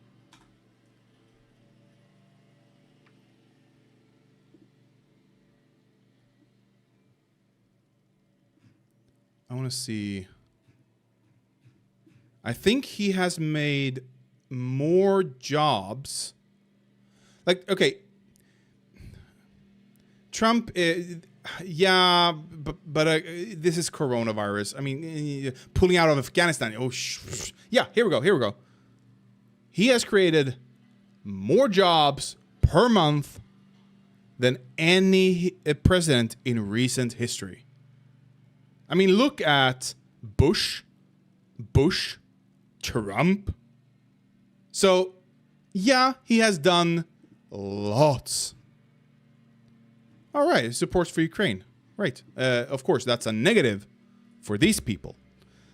Pulling out of Afghanistan, letting Medicare negotiate with... Right! The Medicare negotiation bill. Giving federal workers $50 million in the Inflation Reduction Act. Yeah, so he has done a lot of things for a lot of people in the working class. Has he done enough? No! Not even close. Might he legalize marijuana? To think about what they really are. He went up and down the stairs 2 times yesterday, did not fall down. like they do the same thing that Donald Trump did. Oh, the greatest economy, so many accomplishments. Donald Trump actually had a few accomplishments, he like never not said going the greatest economy to war with Iran, keeping us out of war with Russia. You know, a few other things out there. Still not at war with Russia. Not bombing Syria as much as they wanted him to. Not shipping arms to Ukraine and ramping up that war. He bombed some, but he didn't do enough to appease the military-industrial complex or the deep state, and that's why they criminalized Donald Trump.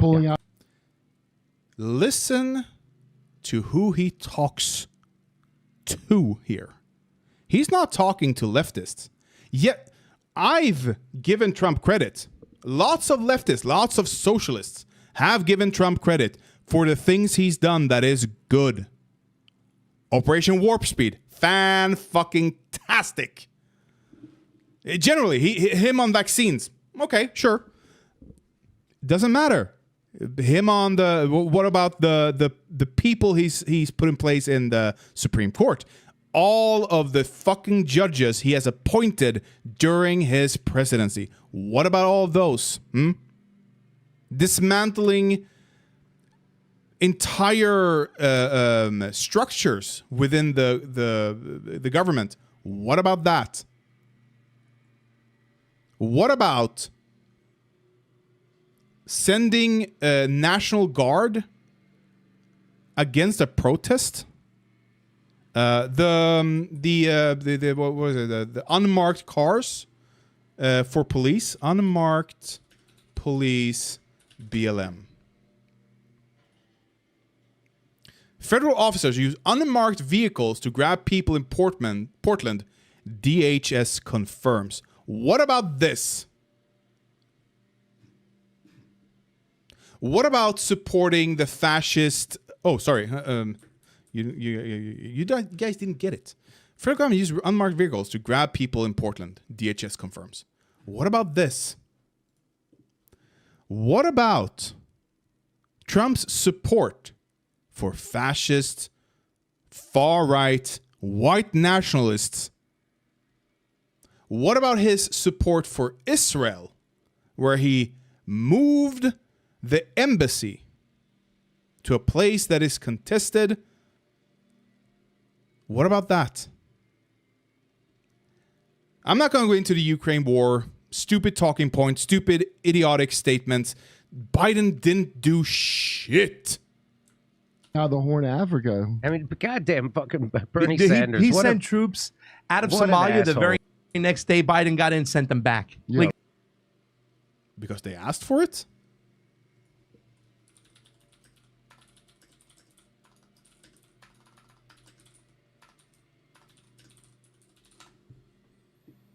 That's MAGA communism. That's true. That's true.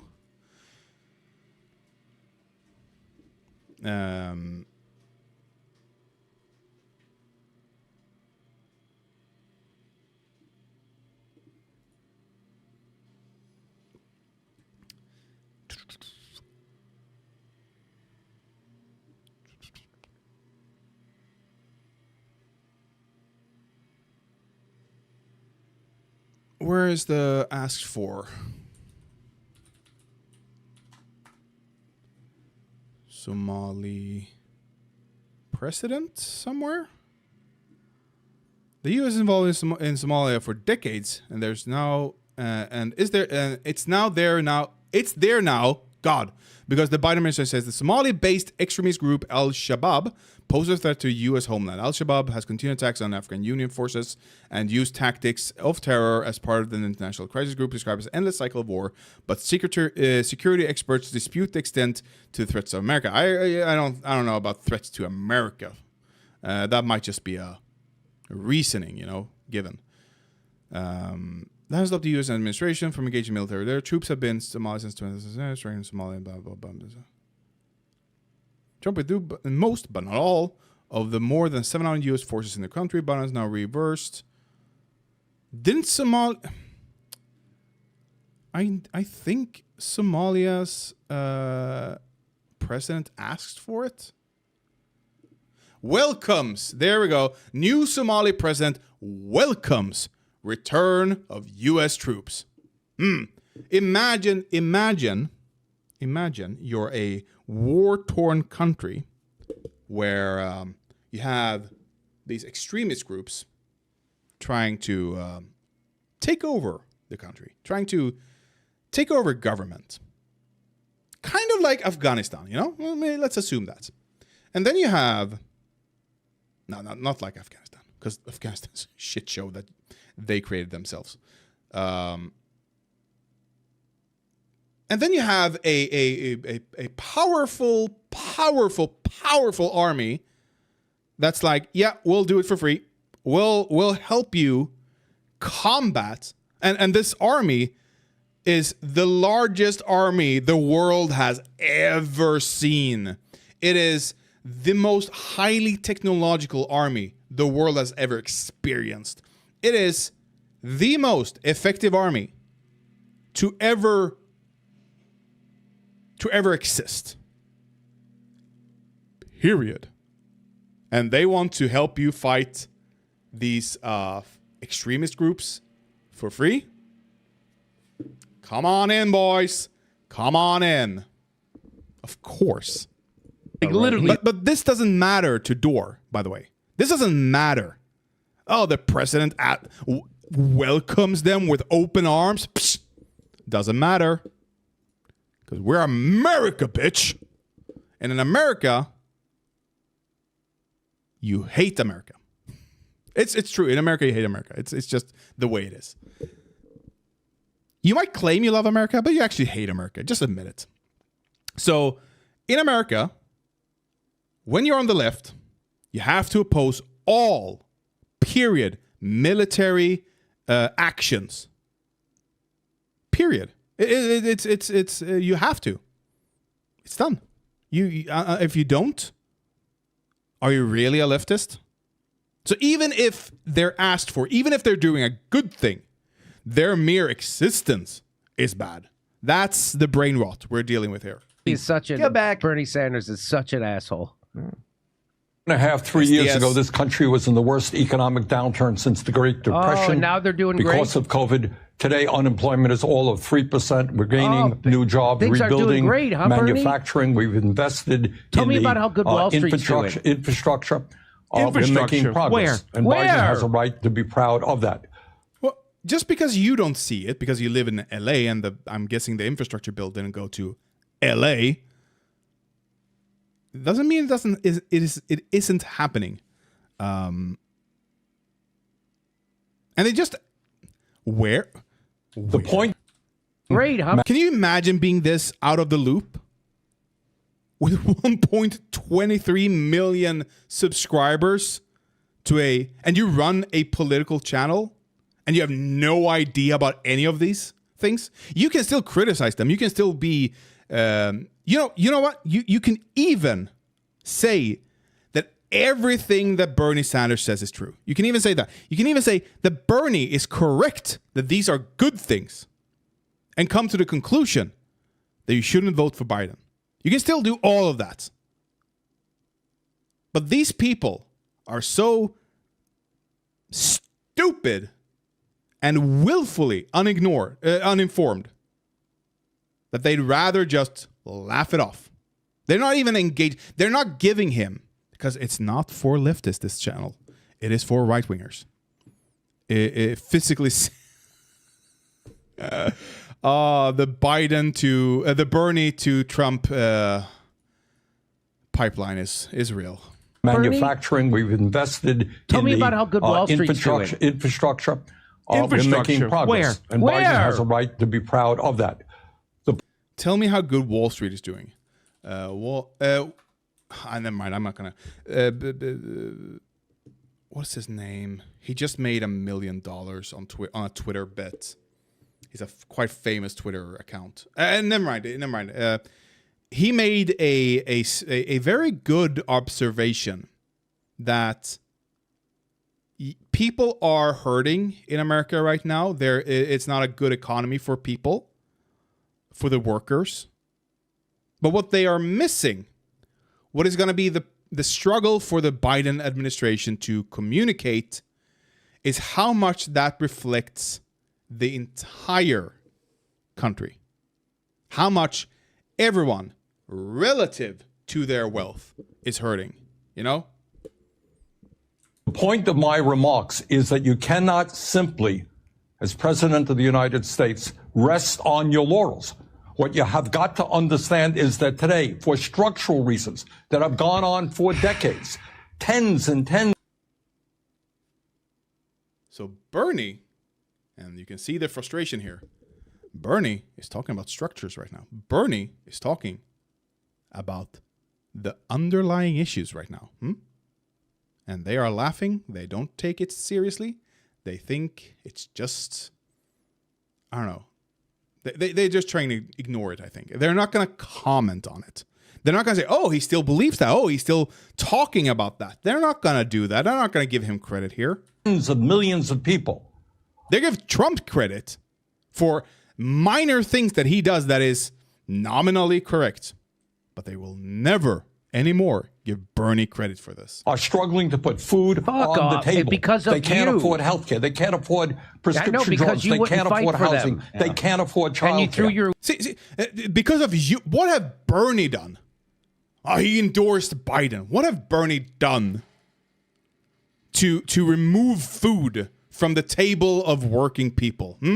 Your movement And meanwhile, in the trash. in the midst, If anything, by endorsing Biden, he has put food on the table thanks to the increase in the minimum wage for federal workers. Should have been for everyone, but Biden doesn't have that authority. So it's for federal workers, where he has the authority. of all of that, you have incredible corporate greed, and the billionaire class has never done better. So didn't he just contradict himself Yes. right over there the whole He fucking just time? said two things. Nope. One, he's talked out of both sides of his mouth, because that's what Bernie Sanders is, a double-talking bullshitter who is never going to fight. But Trump isn't. Remember that. Trump's not a bullshitter, apparently. The bullshittest bullshitter. It's not a bullshitter. For you, he never did anything he said he was going to do, except what he does is prop up Wall Street, the military-industrial complex. He's a war hawk? War pig. And war pig, okay. That's different, apparently. Because he supports Ukraine. Imagine instead of Hitler being able to do everything he does. No, never mind. Imagine Hitler. Imagine Hitler for once in your goddamn life. Imagine the most evil person you can think of, and he invades neighboring countries. Are you, as a socialist, supposed to, just because you're America, you're like, not my issue.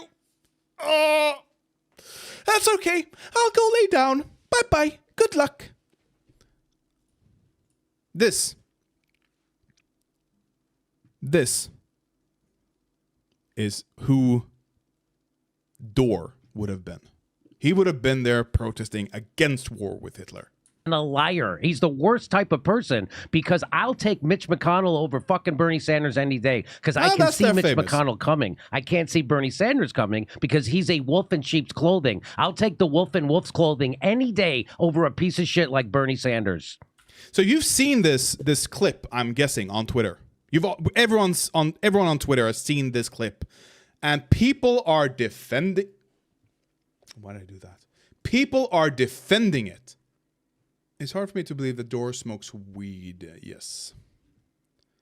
Oh yeah. Here. This is the guy. I tried to get this guy on my. Here. It's the engagements guy. Here's the actual clip of what Jimmy said, showing exactly why the paid trolls had to post a deceptive quote to stir up hysteria. Bookmark this tweet because they're gonna pull this a lot over the next couple of days. What is? Didn't he just contradict himself? Yes, right shitter who is never gonna and a liar. He's the worst type of clothing. I'll take the wolf in wolf's clothing any day over a piece of shit like Bernie Sanders. How is this a lie? I've been sort of MIA these last couple of days because I just moved, blah, blah, blah. Jimmy Dore said he prefers Mitch McConnell over Bernie Sanders. Makes sense. That is what he's saying. He's not just saying that Biden was a disappointment. He's not just saying that Bernie sold out. He's not just saying that. He's also saying because of that, because of the events that has transpired, because of the situation we're in right now, because I don't trust the Democratic Party, I'm gonna vote fascist. That is what he's saying. Or he's not gonna vote fascist, but he's telling you that don't trust these people. And just prior to that, what are we? 6:37. Just prior to that, he went on a tirade about how much better Trump is. Bernie Sanders is a fraud and an enemy of, and what he's America. And that's not an example. That guy's a fucking liar. That guy's as big as enemy as Joe Biden. Bernie Sanders. Do you think that what he's doing? Kurt, he's the one who taught me how fucked up this. No, this is too early. I want the Trump. Bernie Sanders is such an asshole. Oh, now no, that's too. Okay, let's Trump.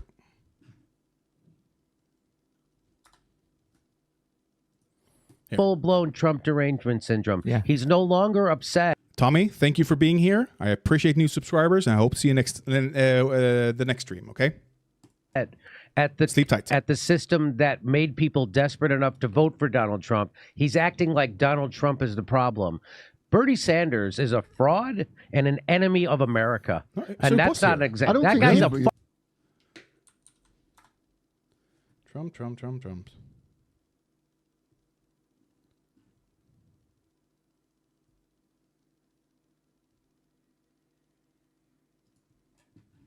right now, criminal radically different political opponents. What do they have The pic- exact thing that he Yeah. said that what he's saying we should fear of Donald Trump, he's actually pushing and it is. Well, I wasn't. Now, how The is thing, fear of Donald Trump, he's actually pushing and enabling. He is the thing he claims Donald Trump is. That's what Bernie Sanders is. how? Okay, so it's not the portion that I was looking for, but how is that? How is that not saying that he prefers The worst type of person. I can see Mitch Holding. I'll take the I'll take Mitch wolf in wolf's McConnell, clothing. a wolf in wolf's clothing, over a wolf in sheep's clothing any day of the week. He is calling Bernie, because he supports Biden, worse than Trump. Well, I wasn't disagreeing with you. He absolutely, like, this is a lie.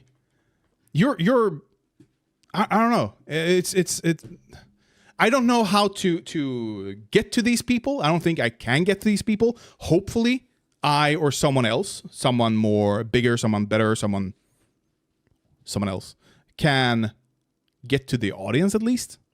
But these people, Clothing. I'll take the wolf in wolf's clothing any day over a piece of shit like Bernie Sanders. We're here today because of Bernie Sanders' movement, but a lot of people claim that him throwing his movement under the bus was worse than actually starting the movement, which got us more politically aware. It is. We're now further back than we were the first time he ran. Now you got every asshole with a YouTube channel who calls themselves a lefty saying that we gotta support Joe Biden because of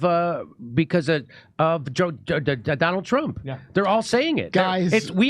Guys. Come on, If you guys. believe, guys, as I do, guys, that Joe Biden is better, guys, you believe that? guys. And so now we are back further back than we were when he ran against Hillary Clinton because everybody agreed. I agree. Yeah, we are further back societally than when he ran against Hillary Clinton. Which is why he says we need to support Biden. Back then, that we got it. We're done with the two-party system. They both answer to the same people, and now it's over. Now Bernie Sanders has convinced his followers, the empty-headed fucking idiots that they are, that somehow there is something worse than Joe Biden and the establishment. There's Donald Trump. What did he do that was worse than Joe Biden? I'll never know. Well, Biden. Let's hear that one more time. What did he do that was worse than Joe Biden? I'll never know. well, One more time. There's Donald Trump. What did he do that was worse than Joe Biden? I'll never know. well. What did Donald Trump do that is worse than Joe Biden? Well, take your pick, buddy. You'll never know. I'm not going to inform you. I'm sorry. If you've gotten this far and you still don't know, I'm not going to inform you. Biden saved Roe v. Wade at least. I got to.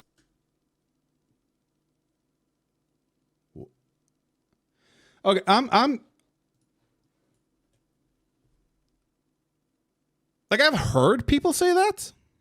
I've seen it on Twitter. I'm like, just dismissed it because that's a deranged thing to say.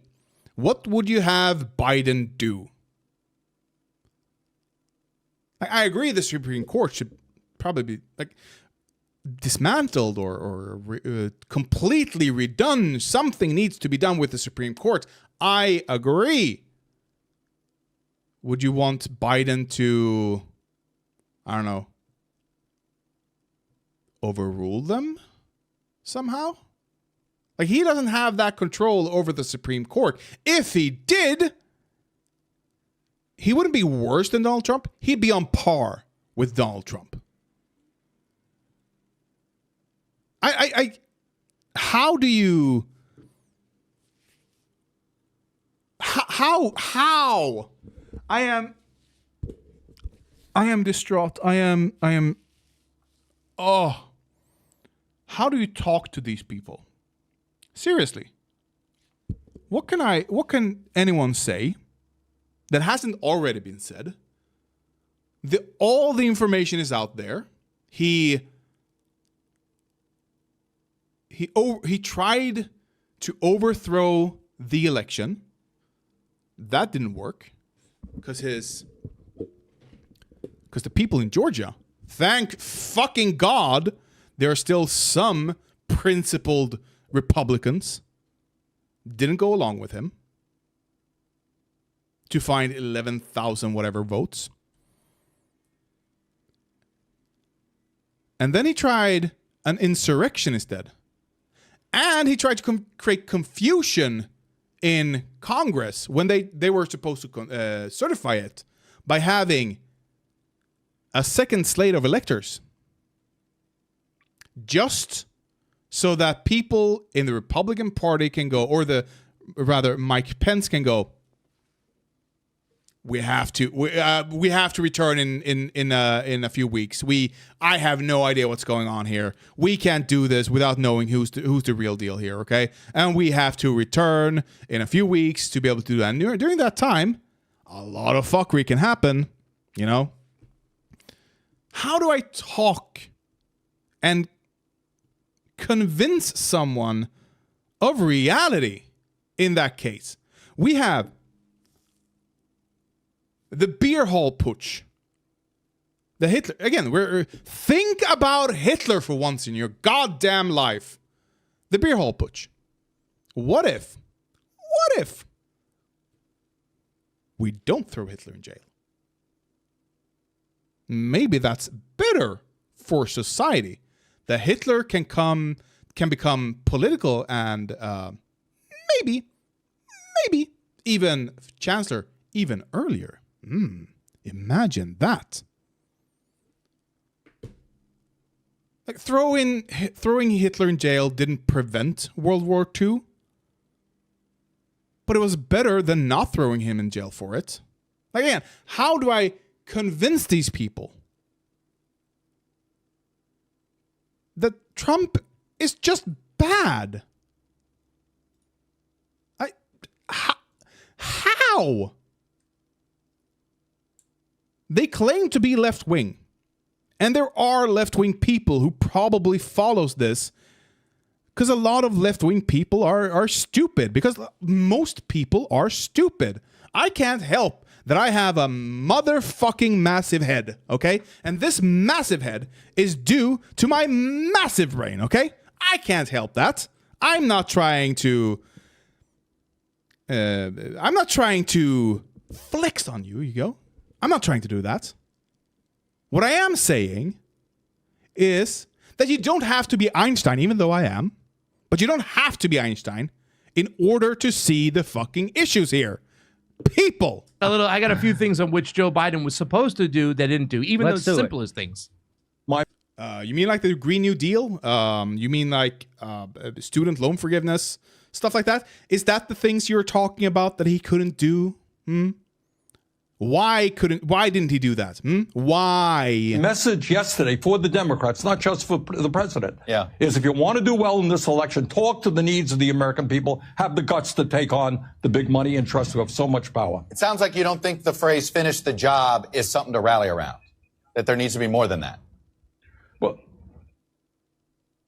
yes, you need to recognize that not only have we accomplished a great deal in Biden's first 3 years, and he deserves credit for that.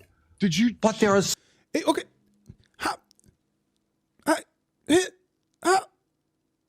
These people give credit to Trump on things he has done. I've given credit to Trump on things he has done that I agree with, that I think are good. Why can't these people just give Biden an ounce of credit for the things he has done? If you watch, they're just paid hacks. I am partially amping it up for the camera, partially. Mostly, I am just frustrated. Where's my fucking money? No, if you watch Jimmy Dore, that's your, like, the political commentator that you follow. You used to be on 2AT, now you've fallen out because of the Jimmy Dore thing, not because of the anti-trans thing, if you're that type of person and you're currently watching Jimmy Dore and you call yourself a lefty, what do you know about the world? You know 2 things after watching this episode. 1, Biden has done nothing for you, period. The things he has done that Bernie is talking about, he's not done that. Where? You know, stuff like that. You just laugh it off. You don't give credit. You don't engage with it even. You just laugh it off. Trump, on the other hand, he's done stuff. He's been great for, maybe not great for people, but he has done things. He has accomplished things that I agree with and that are good. And Biden is worse than Trump. Biden is more fascist, more authoritarian than Trump. That's the message you get away with. You are worse off in your life. All 1.23 million subscribers, not all of them perhaps, but the majority of them are worse off because they listen to Jimmy Dore. And because America has a broken education system, the dumbest fall for this. I want Soros money. yeah, Soros would be, guys. The American education system is a big reason because, like I talked about in my IQ video that very few people watched. I'm a little bit disappointed that more people aren't aware of how smart I am. Yeah, it's underperforming apparently. Whatever. It's okay. It's fine. It's fine. I don't have the IQ that I have just because of my genes. I don't have the IQ I have just because of who my parents are. A big part of it is my education system. If I hadn't gone, well, there you go. That's the issue. You haven't watched it. If at the end of the video, I do my own IQ test. Just a heads up. Don't be intimidated. I'm not the smartest on screen in that video, though. Just to be frank. I think it's the last video I actually uploaded.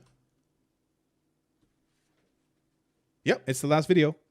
Reacting to Jubilee frat bros ranked by IQ and my own IQ. Yeah, so education is absolutely a big factor in all of this. Having access, having the possibility of getting one of the world's best educations in the world, has absolutely helped me develop my IQ. Absolutely. If I wasn't educated, I mean, imagine what we discovered. Because I saw a video. I've been, since I did that IQ test and I reacted to that video, I've been more and more interested in IQ. We are not aware. We don't have a clear definition of what IQ is. What we do know is that it's important. There is a threshold that you need to surpass in order to function in daily life as a human. Just such a thing as a door handle or a doorknob. Just one of those things. I think it demands to understand it. I think you need 70 IQ to understand what is happening. Because I know cats and dogs have jumped up and not hanged themselves, grabbed on to handles in order to open doors. You know, I've seen those videos. What I think happens there is more Just we want to get to the other side. I know humans pull this down, and I jump up and they pull that down. Voila, it's open. You know, stuff like that. It's just not indoctrination, but kind of indoctrination. Learned behavior. If you take a monkey, okay. I heard a great difference between a great explainer. What makes the difference between a human and a monkey? And I love monkeys. I love them. I've been in a cage full with, I think they're called thumb monkeys. Thumb monkeys. Yeah. Small marsupials, or I think marmosets. I need to change the view. These guys. I've been in a cage filled with these small creatures because I won a competition, like a birthday party competition, where I got to be, the birthday party was held at a zoo, and they had a cage you could walk into, a glass cage, and you had food in your hand, and you just stood like this, and monkeys just started jumping down on you, grabbing food. It was super fun, super memorable, if nothing else. I think we should grant personhood status, not human personhood status, personhood status. You're not you don't need an ID or anything like that, you know, just you're granted personhood. We won't do animal testing on you. We won't eat you. We won't farm you. We will try to respect your boundary. Yada. You know, they get more rights than other animals. I think monkeys, especially the great apes, should be granted that. They are too smart to not be granted that. You have fucking monkeys understanding economy now. You have monkeys going for the cell phone over the pen in India and Cambodia and places that have monkeys in the wild. They go for the cell phone because they know they'll get more food from it. They'll know they get better food from it. And they know how to haggle with you. A lot of tourists have commented on how they have to buy back the cell phone. Because the monkey doesn't want the cell phone. He doesn't need this. He don't know how to handle the cell phone. He just knows that you do. And you'll pay a lot of good food in order to get it back. So they'll steal the cell phone rather than the cap or the glasses or the pen or whatever for the cell phone in order for you to go buy food and give it to them. And if you just like grab a banana and try to exchange it that way, they'll go, no. I want more. I want the nuts. I want 5 bananas. Give me more. Like stuff. It is remarkable that we treat them as badly as we do, in my opinion. Anyway, why was I talking about monkeys and personhood status? Where was I going with this? I had a thought that I have. IQ. There we go. Yes, monkeys. What's the difference between how do we know the monkeys can't become as intelligent as monkeys? Monkeys making spears? That is amazing. I have to watch that. If you place a child, let's say 7, a 7-year-old child, and you place them beside you while you're doing dishes, and you ask them to help you with the dishes, they will do the fucking dishes. You know, they will swirl around, they will scrub the dirt. They might not do a bang-up job like you would, but they would do dishes. If you grab a monkey and you instruct them to do the same, what they'll do is they'll take the dish and they'll take the scrubber and they'll just swirl it around, not even touching necessarily, you know? Maybe like they don't understand the relationship here or why you want to do that. That is intelligence. Understanding, because monkeys are emotionally intelligent. I don't even know if we have more emotional intelligence than monkeys, you know? But when it comes to this type of intelligence, they are low. So what I'm getting at here, these people are too stupid to understand the threat they are facing. I don't think it's malicious. I think they're taking the money, and they're too happily taking the money, as would I. Absolutely. I would happily take the money. Soros, contact me. You know what? Koch brothers. Is it David Koch just now? The Koch brother. Call me. But yeah, they are too stupid to understand what Bernie's doing. They happily take the money.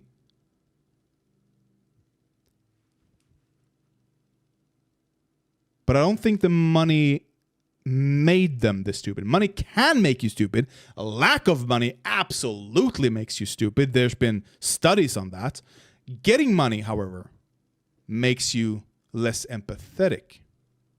There's a vicious relationship that we have with money mentally.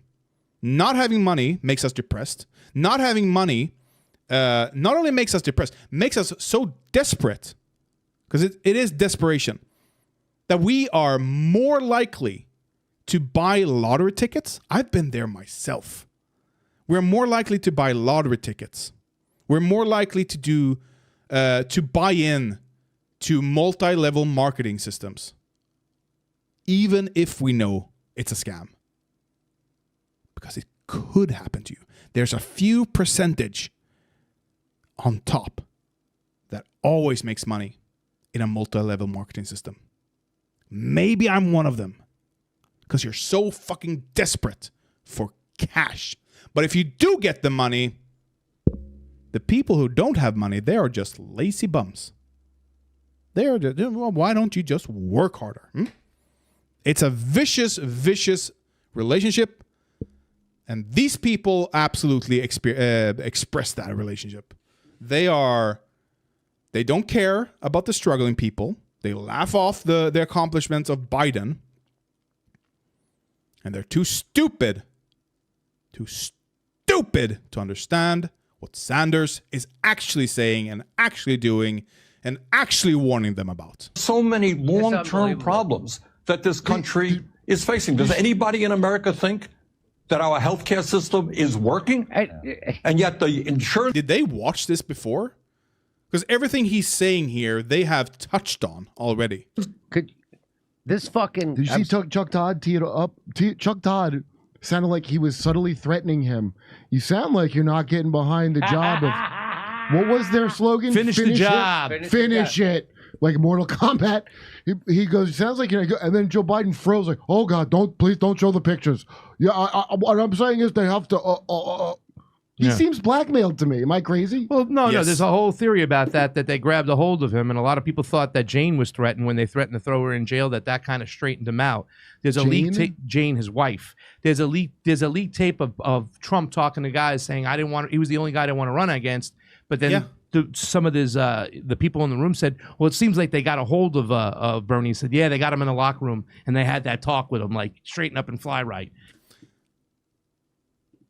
Let's listen to that tape. I don't think that it said what he claimed it said. Trump leaked tape, wouldn't want to run against Bernie.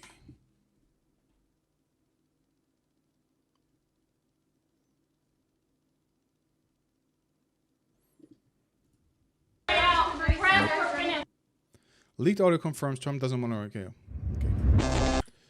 Sure, Mike. Give me the...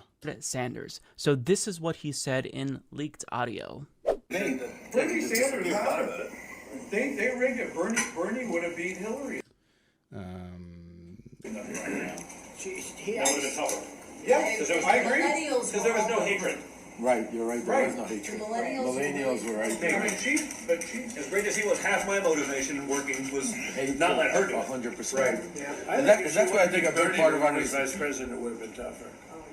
Yeah, She picked a real purpose. Yeah, stiff Kane was what I couldn't. But I that think was Bernie, close. you know, because all those people that hated her so much who voted for me, you know, I got 20% of Bernie vote. People don't realize that because of trade, because he's a big trade guy. You know, he basically says we're getting screwed on trade, and he's right. I'm worse than he is, but and we can do something about it. I don't know if he could have, but had she picked Bernie Sanders, it would have been tougher. It was the only one I didn't want her to pick. Now then. So there you have. It's not the ending there. Come on, give me the entire. Okay.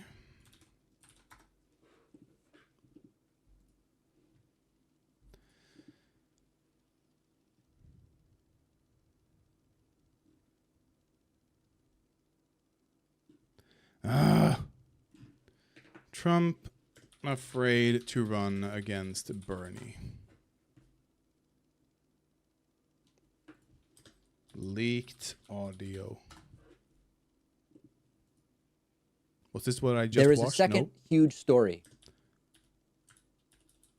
Come on, Pac-Man, give me the... People don't realize that because of trade, because he's a big trade guy. You know, he's big, but and we can do something about it. I don't know if he could have, but had she picked Bernie Sanders, it would have been right there. It was the only one I didn't. They all cut it off there. Is it because there is no more audio leaked?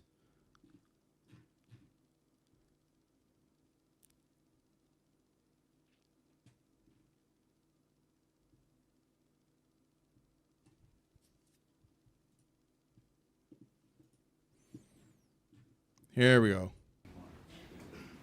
Oh, it's a 1 hour. God damn. What did he say? What did he claim? Against, but then some of this. Oh, they got him. Got him. Bribe? Not bribe. Black. Nope.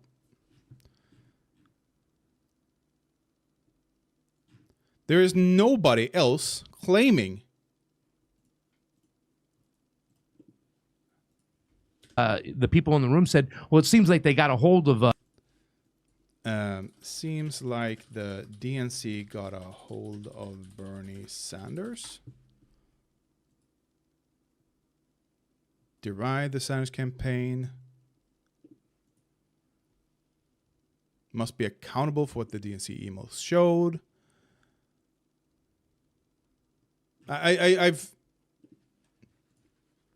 not seen any credible. There might be. I have not seen any credible.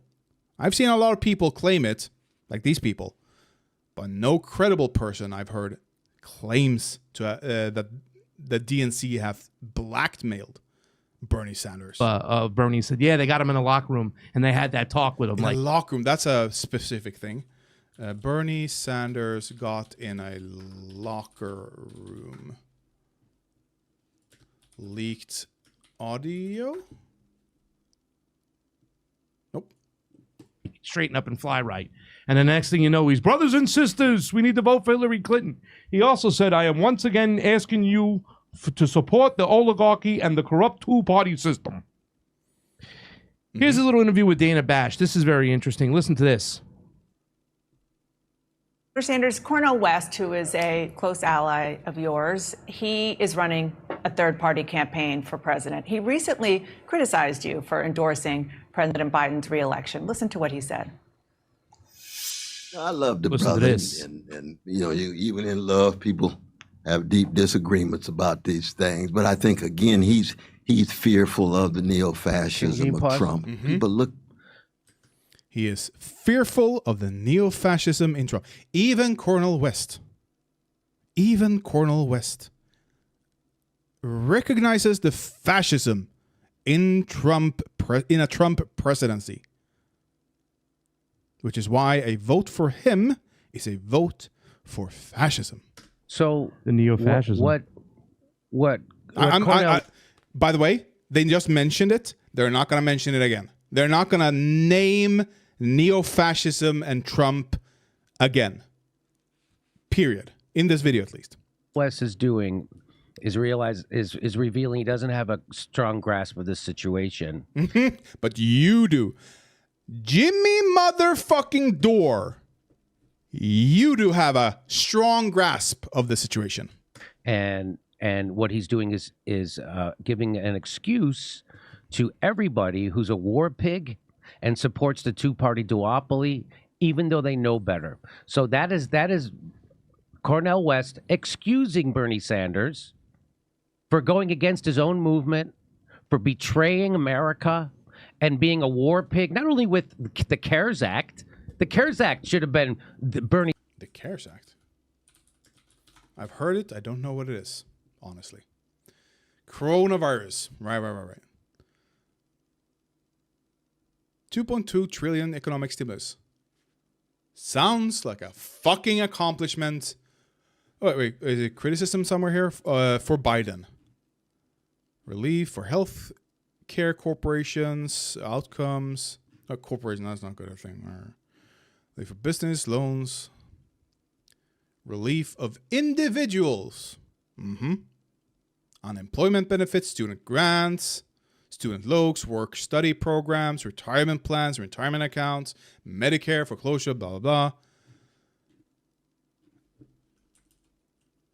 blah. Commentary. The passage of the CARES Act occurred during 2020 election year, giving President Trump. Oh, right. That was Trump's thing. Again, a good thing. I'll give it to him. Bernie Sanders' death now. The CARES Act for betraying America and being a war pig, not only with the CARES Act. Being a war pig with the CARES Act? Bernie vote CARES Act. I hope he voted for it. Fuck, I would have worked with Trump to get such an act passed.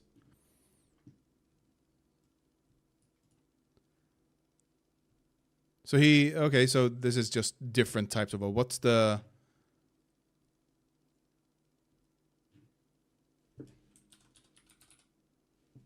he voted no here but voted yes there. What's the difference?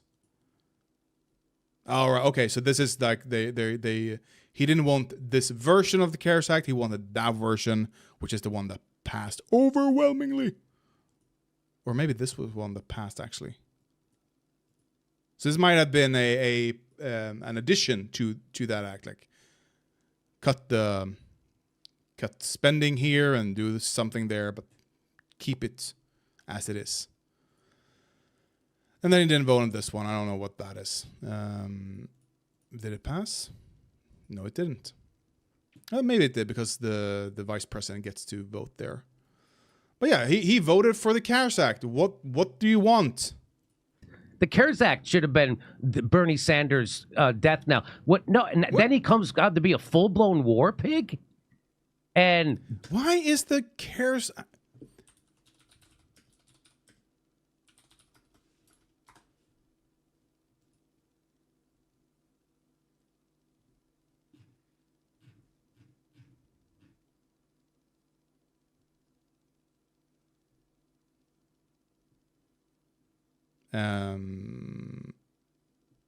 This is weird.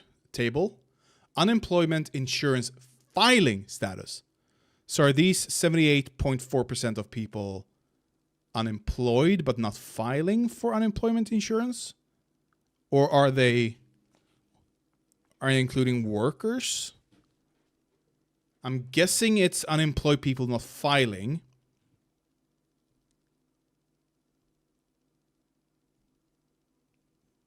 I mean, it's not amazing, but it's good.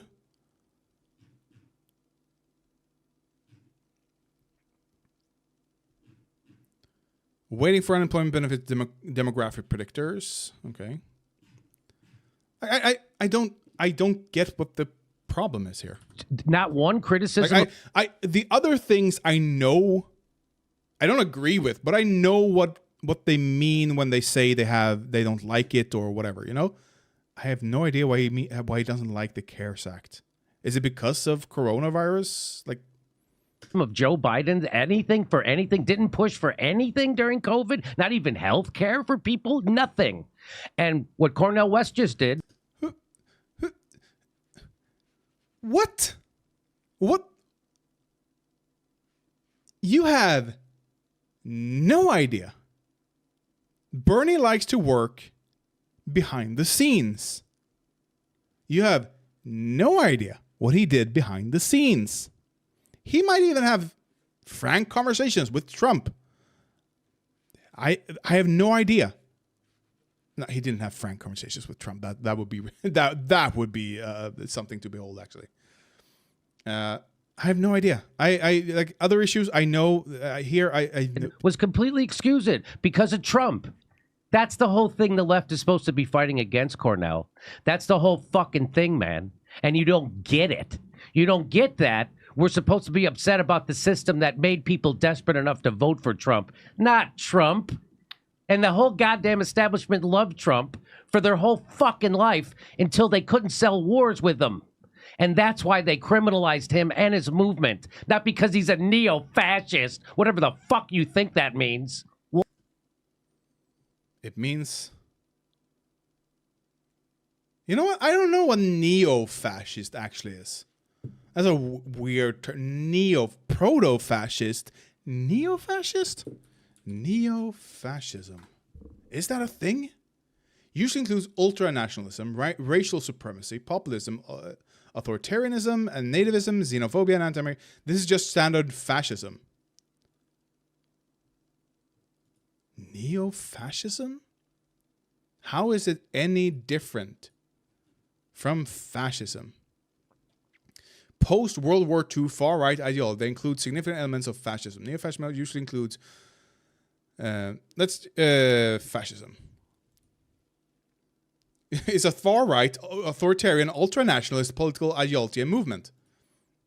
How is this any different? Except that it happened after World War II. Neo-Nazi, I understand. You're not part of the Nazi party, but you follow their ideology, hence neo-Nazi. But fascism isn't a party. It's an ideology to begin with.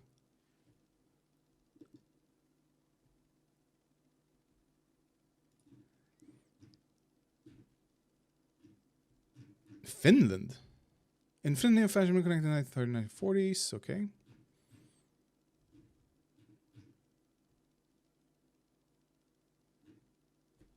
I have no idea.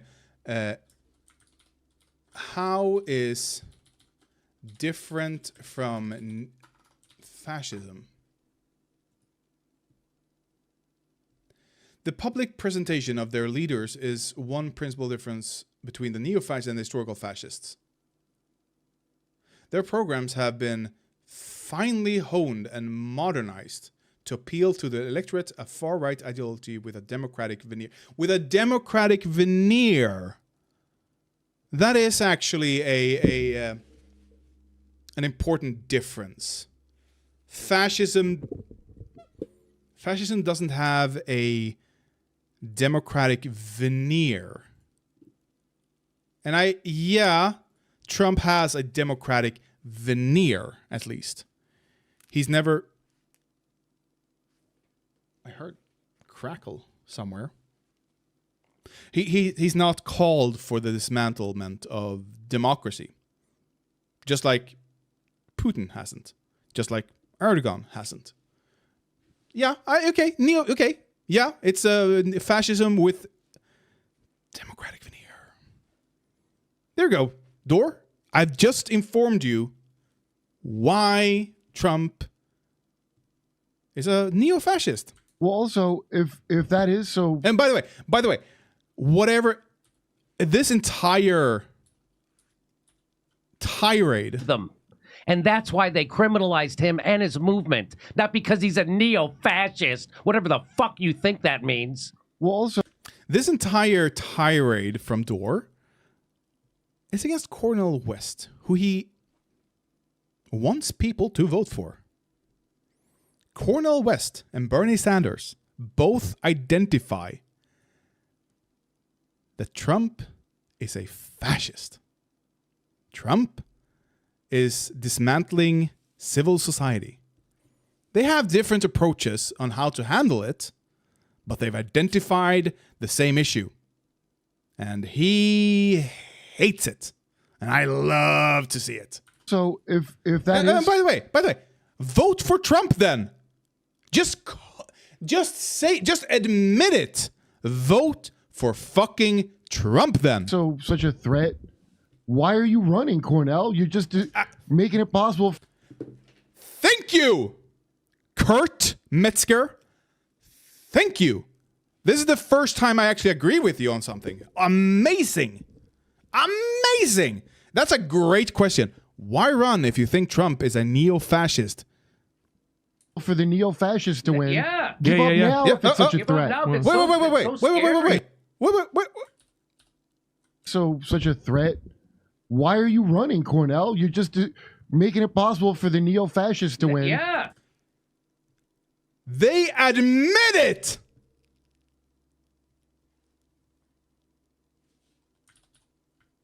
Why are you running, Cornell? You're just making it possible for the neo-fascists to win. Yeah. Give up now if it's such a Give threat. up now if it's so scary. Well, that's very telling because I think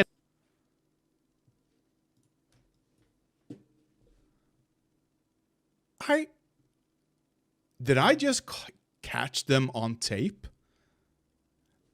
admitting that voting for Cornel West gives Trump the victory? Did I just catch them saying that? I think I caught them saying that. That a third-party vote is a throwaway vote that will dilute the pool and make Trump's votes stronger because fewer people will vote for Biden. Did I just catch them saying that? Yes, I did. And I'm very happy with that. at the end, that's what we're going to see. I don't want to let the neo-fascists get He's in the there, new so Bernie. maybe it's time He's I gonna had be some new stage Bernie. left. Like, he might do that. That's what he's telling me right now when he acts this way. And you know what? I agree. He will exit stage left, hopefully well before the actual election. Hopefully well before that, so that people aren't mad during the election. You know? Also, once again, like the interview I had with him, how are you going to reach out to people on the other side, the Trumpers you say you want to reach out to, if you can constantly call them neo-fascists, but you call Biden a milquetoast neoliberal? Because he is a milquetoast neoliberal. And also, calling just because you're voting for Trump doesn't make you a fascist. Just because. It makes you a collaborator. Well, that's different. Not different necessarily. But not as worse, not as bad, it's less bad than being an active, ideologically, I was going to say coherent, but that doesn't exist. An ideologically convinced fascist.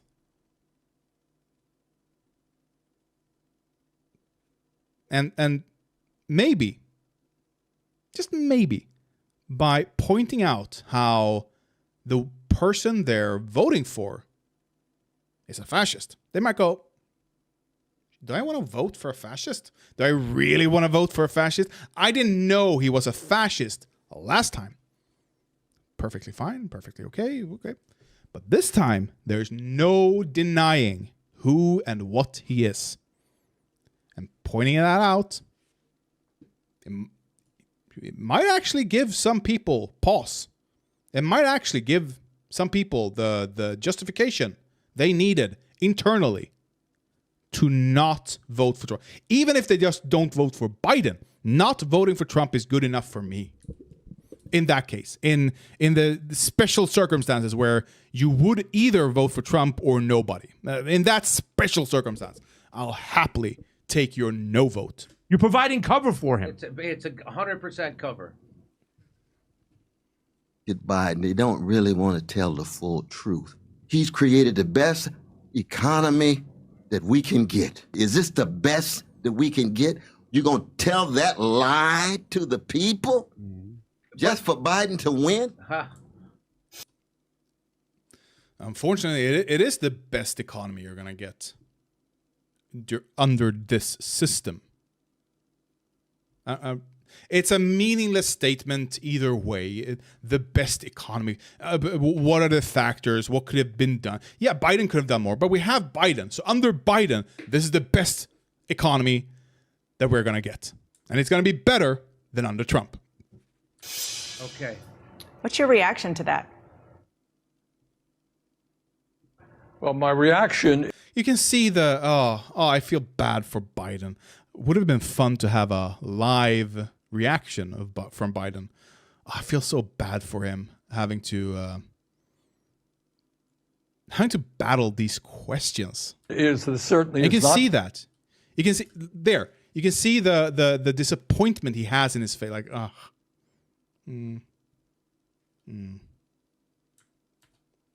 Well, my reaction is that certainly is not the best economy that we can create. That was what my speech was about yesterday. We've got to join the rest of the industrialized world, guarantee health care to all. We've got to cut the cost of prescription drugs. Which would help the economy as well. Universal health care is cheaper than private health care. And you're not half. We've got to raise the minimum wage to at least... But Bernie Sanders will never, ever do anything to get those things for you. Bernie Sanders will never stick his chin out. He will never use his leverage. He'll never ask his followers to get in the street and make something happen.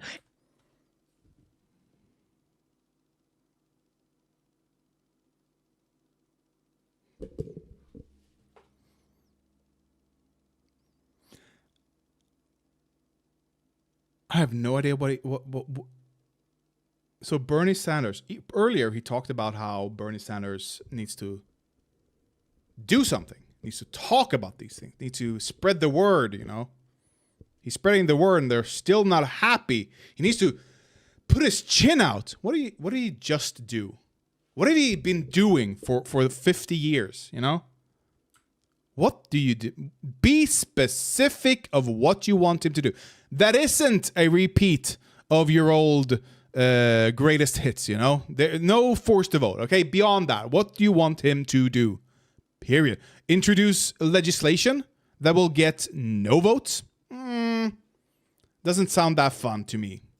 It's all words for Bernie Sanders. It's all hot air because when push comes to shove, he's going to suck the corporate cock and give the finger to the worker, which he's done left and right for the last 3 years.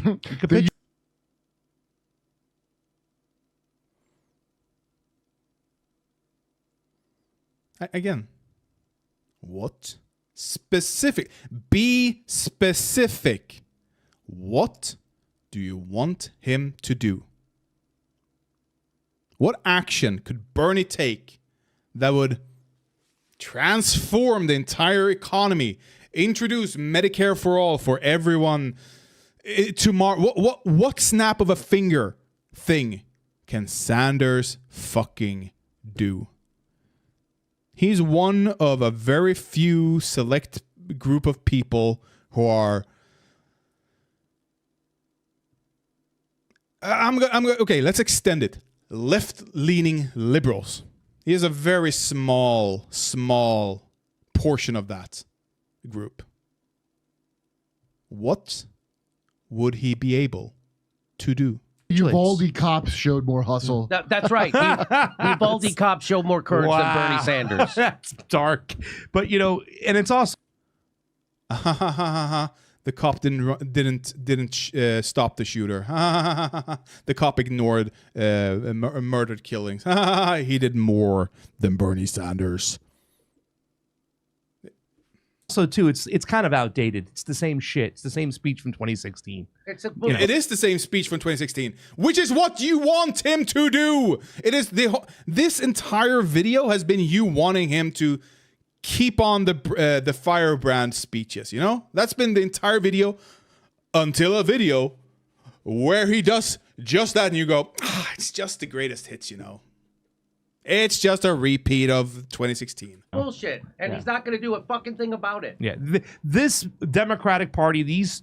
And it's so funny that Cornel West is running as a Green, but they got the same message. We got to stop the impending fascism. They're just Democrat light. The Green Party, they have nothing to even... They don't even talk about green shit anymore. They don't talk about anything except with Democrat light. Zero populist message. Zero. That's actually true. There's a pause screen. That's actually true. The Green Party doesn't really talk about green issues that much, do they? The Green Party, mostly irrelevant generally. But the Green Party has, they've gone from their own identity to Democrat light, to left-wing Democrats, you know? Why? I want, what would make a political party change in such a way? I wonder. What's the circumstances that would make a party change their ideology, their policies, their messaging? Could it be the material conditions for advocating for green policies have been consumed by Democrats? They're not doing enough, I admit. But compared to Republicans? Maybe. That reminds me, by the way, Biden oil drilling permits force.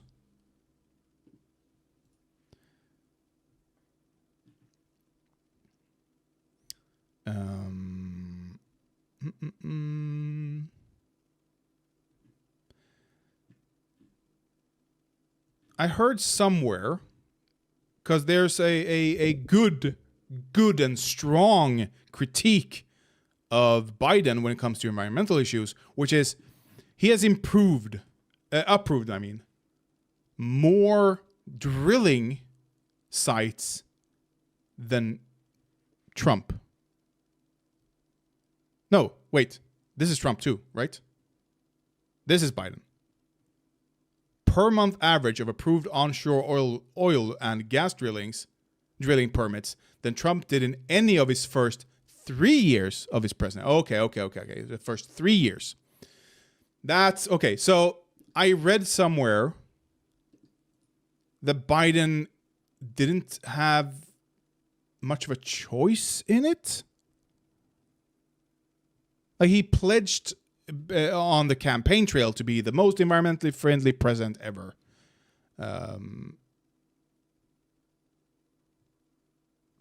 Let's just, here's why.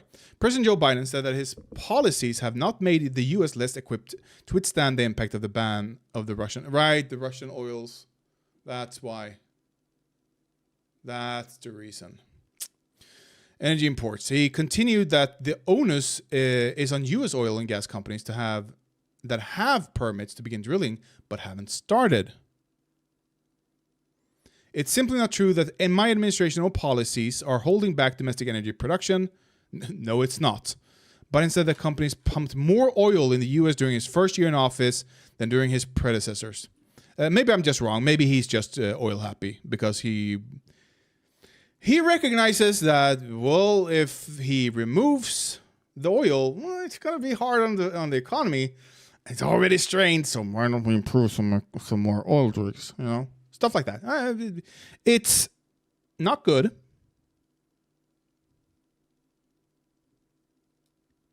But I might have done the same. Oh. Saving democracy.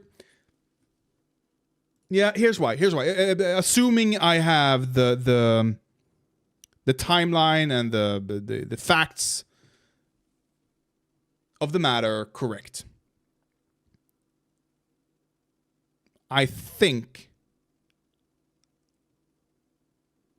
spending some, let's call it environmental capital. Is that a thing? That sounds like environmental capital. No. Is defined as indispensable resources and benefits essential for human survival and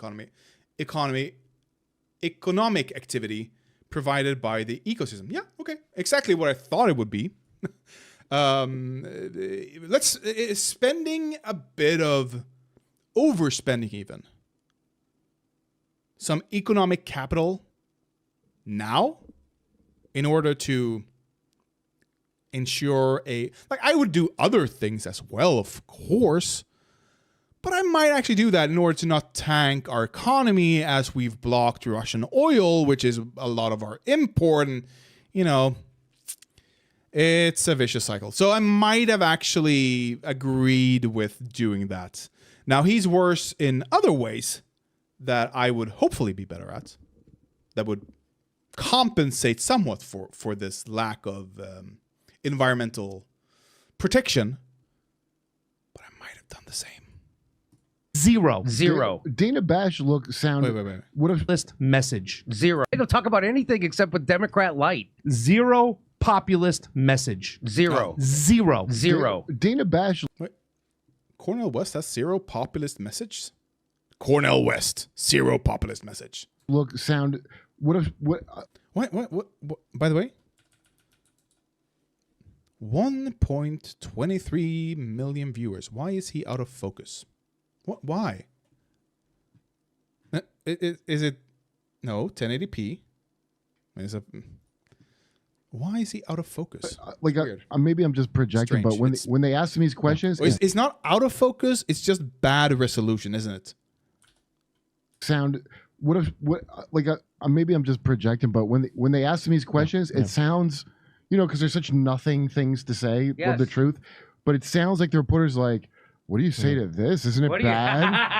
Look at her face. Well, watch how it ends up. It's not a great economy. We're gonna finish up this clip really quick and then get to our guest. But listen to this. It's real quick. We'll finish this up. It's conspiracy baiting. $17, and now we got to build the It's the same thing with just asking questions. It's just conspiracy baiting. affordable housing we desperately need. But where I disagree with my good friend, Cornel West, is I think in these really very difficult times where there is a real question whether democracy is going to remain in the United States of America. Donald Trump is not somebody who believes in democracy. Whether I even if I held the positions that the Dore does, I don't see what they're joking about. the women are going to be able to continue to control their own bodies. Whether we have social justice in America, we end bigotry. They can in certain states, but if Republicans win and get not only the presidency, but the Senate and Congress, if that happens, there will be a ban on all abortions in the country. I know he won't care about this. He thinks that's a good thing. Not the ban of the abortions, but the next thing. He thinks it would be good when they ban trans medical interventions for people under 18. He thinks that would be amazing. And they would go further, but they would absolutely do that. And he'd praise it to the heavens. Oh, they are protecting women. Let's see why they think it's this is so funny. Around that, I think we've got to. Go ahead. Bernie Sanders is against you controlling your own body. He was for. Is he not for mandates? Was he not for? What? Sanders is against you controlling your own body. He was for. Is he not for mandates? This is vaccine issue. Is he not for mandates? He's not for you And controlling your own Roe v. body. Wade, so on 2 counts. Okay, let's skip that. Sanders, COVID restrictions.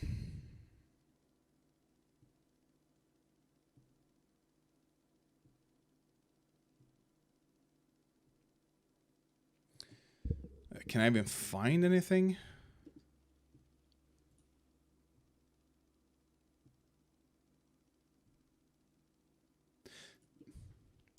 Wrong Sanders. Bernie.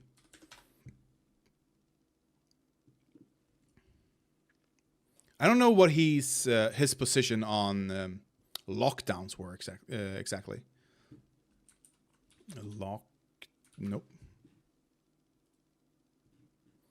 I have co-signed and co-sponsored the following letters and bills regarding the coronavirus pandemic. Each item includes the sponsoring senator and the link to the text, blah, blah, blah, blah, blah, blah, blah. Agriculture, business, civil rights and liberties. This is probably disabilities also. Let's start with let's just do civil rights and liberties. To the U.S. Commission on the Rights on Civil Rights, urging guidance on preventing and addressing the anti-Asian racism and xenophobia. COVID-19 pandemic has brought a shameful increase in anti-Semitism, anti-Asian, xenophobic, and racist attacks. To Trump administration regarding COVID-19 racial disparities. Okay. Education. So that's healthcare, maybe. I don't know. I don't care. If lockdowns were good, I wish Sweden had done them. There. By the way. Sweden compared to the rest of the world, coronavirus response. The Cato Institute. That's always a good.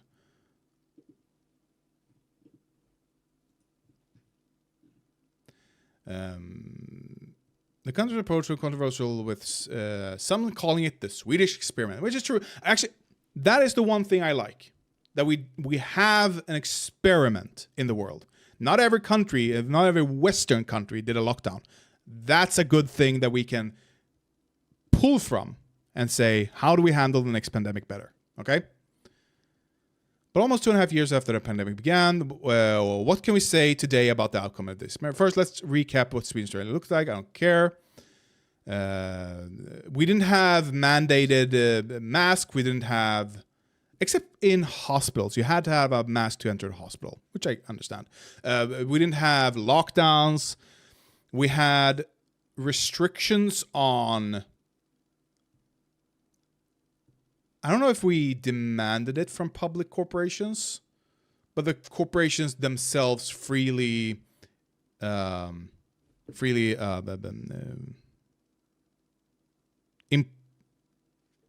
employed different tactics to, they didn't allow as many people inside the stores. They didn't.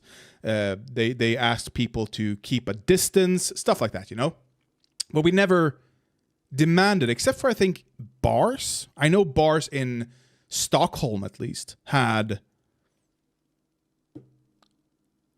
they had to shut down at, I think it was 9 or 8 or something. No, 10. They had shut down at 10, I think. But then they realized, was it 12? Anyway, they had to shut down. But they realized all they had to do was remove all the people, clean up all the glasses, and then they could open up again. There was a loophole. So everyone just walked outside and then walked back in, It's amazing. It's amazing. So did Sweden's approach pay off? Let's see. Excess mortality is a key example. This metric takes the total number of deaths, blah, blah. Although Sweden is hit hard by the first wave in its total excess deaths during the first 2 years of the pandemic, were actually among the lowest in Europe, which might be just because we distanced in general and we are a fairly compliant society. Where we saw most... So I don't think, even if Sweden fared well here, I don't think it would work in the US at all. We are a fairly compliant society where we saw most deaths, early on at least, were in immigrant communities, which I saw some politicians and activists of the left variety of an immigrant background variety, for the most part even, was that they called it racist. But the issue for immigrants wasn't due to racism. It was due to their type of socialization. Sweden, we like to socialize in smaller groups often. We are living spaciously, happily. Not as spacious as like a mansion in Texas, you know. But I'm paying $600 for 70 square meters. 70 square meters in square feet. In school. Let's just do that.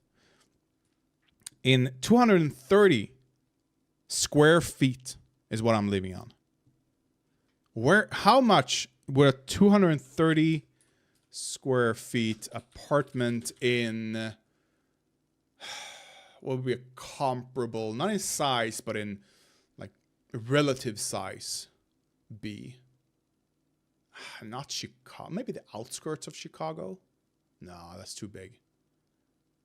What's the Minnesota, the Minnesota state capital?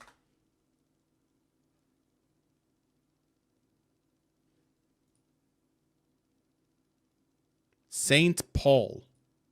Really? St. Paul?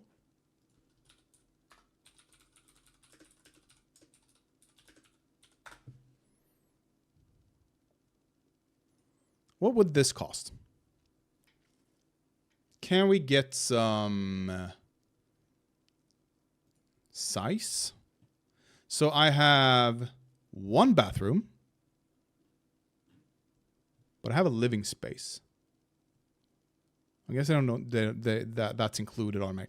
So we don't, in Sweden, we list things. We don't list bedrooms. We list rooms. How many? Oh, and by the way, the 70 square meters, the 230 square feet doesn't include the hallway and doesn't include the kitchen. Now, I think that's spectacular. So it's actually bigger probably because I can't see America doing the same thing. Price beds. What? One bed. Apartment.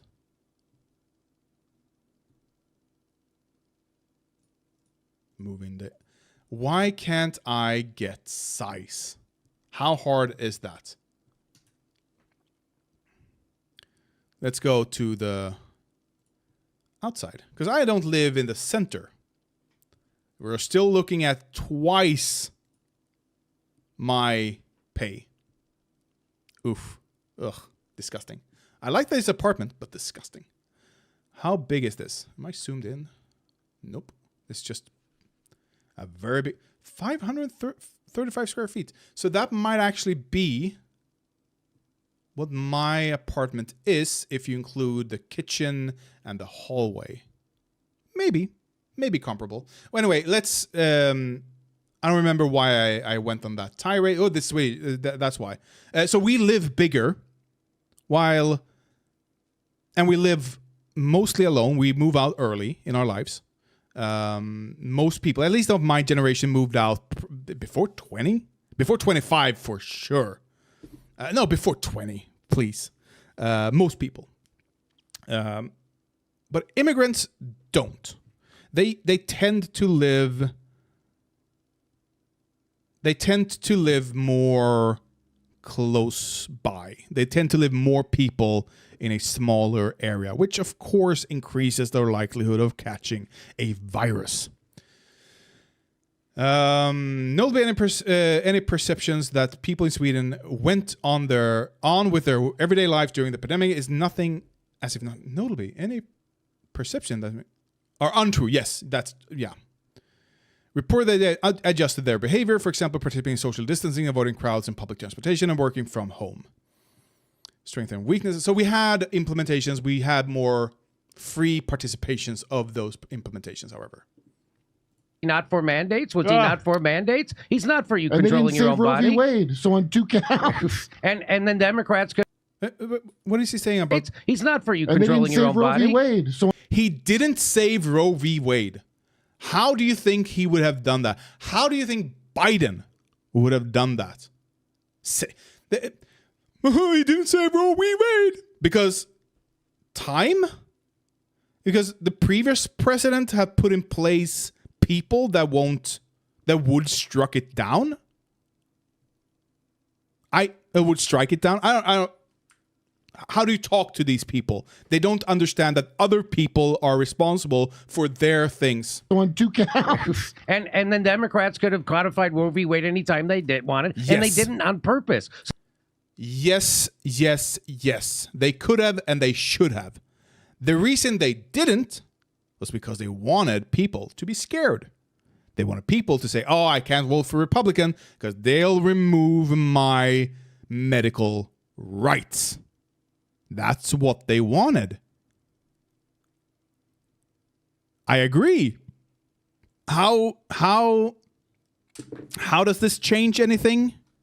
So this idea that the Democrats are a friend of the women's bodily autonomy is bullshit. Did Democrats remove Roe v. Wade? Did Democrats do that, apparently? Okay. Not for anybody's bodily Did he autonomy. mean women with dicks? Because then I'm with him. Guys, we have creeping authoritarian. Not for anybody's bodily Did he mean autonomy. women with dicks? Because Did he mean women with dicks? then I'm with him. Guys, we have creeping authoritarianism coming in. Democracy is on the ballot because He is such a piece of shit, Bernie Sanders, an unmitigated liar, fraud, coward, and an enemy of the people he claims to champion. Yeah. And then when when it's finished up, they pretty much ask him, well, what do you think about people just taking advantage of Cornel West and putting him on the ballot, just have his name on the ballot? Bernie Sanders punts and says, I'm not following it that closely. And then he just lets it go. That's all you need to know, because that's all we're going to play from that clip. You know, he's a big Spanish soccer fan, so he's probably all got his brain fogged with all that information. Yeah. Why would he follow the presidential? He's such a liar. And he's old and outdated, and this shit is... He's so old. It's not a winning ticket. He's such a liar. I'd rather watch Joe Biden give his speech in Hawaii than watch Bernie Sanders bullshit me like this. I almost lost my cat. We're gonna come see us live on. Okay. Oh, I have to finish up here. Wow. Is all. Wow. Holy mother of God. That video was better than I expected. That video was denser than I expected. God damn. I managed to turn a 15-minute video. Why can't I see? Into I'm gonna say a it's almost a 2-hour tirade. Almost a 3-hour tirade even. Holy shit. I mean, it's evident. Jimmy and the other guys on there admitted a vote for Cornel West is a vote for Trump. They said it.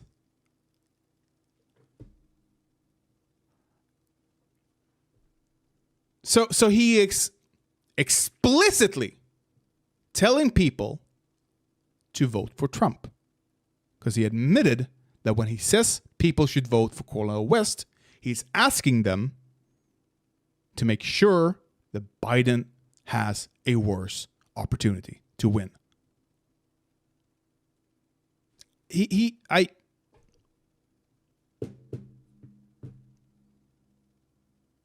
They've done all the same calculations, all the same considerations, all the same analysis. Oh, why am I so bad at this? The same. I hate this. I don't know what this is. Thank you, Socialist. I also had fun. I had more fun than I've had in the past weeks streaming. So that's what. But I'm gonna finish this so I can actually make a video of it. They have made the same calculations and come to the same conclusions. All of them. Jimmy and his crew, Cornel West, and Bernie Sanders, they've all made the same calculations when it comes to political or electoral probabilities, electoral possibilities. And they've all taken different approaches to it, apparently. Bernie's like, okay, fascism is on the rise. Gotta give it to the big guy. Cornyn is like, fascism is on the rise. This is my time. And they're like, fascism isn't on the rise.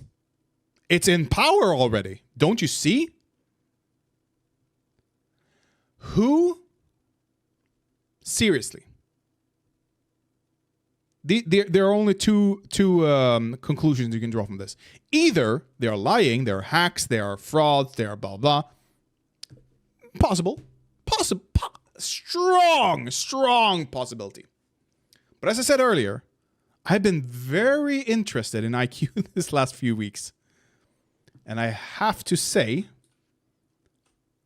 that my... now you got... Shut up. My phrenology...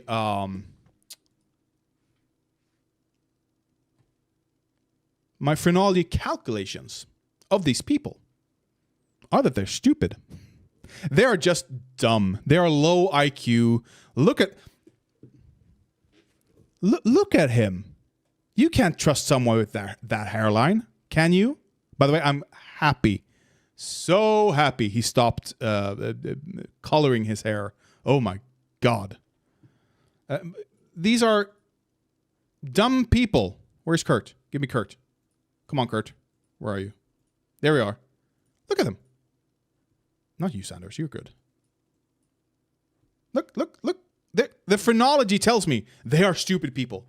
No, seriously. I am afraid I am becoming a eugenicist. not eugenicist. But that I'm afraid I have started to ascribe more things to high IQ or low IQ that is probably good for me. Like I admit that I have a problem here. I freely admit that I am probably even in the wrong here for doing this, but I am having too much fun with it, considering I know my own IQ. That's probably, like, if I was low IQ, which is fine, who cares, honestly. But if I was low IQ, I probably wouldn't have the ideas that I have at the moment, you know, because that would reflect badly on me. But at the moment, I am,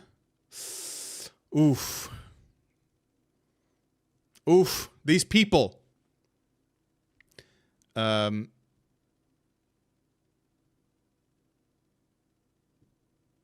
smartest person in the world who has ever existed.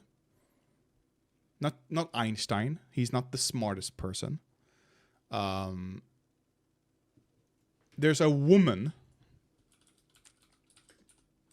Highest IQ. Oh, and I am not in. Well, 2023 can be interesting.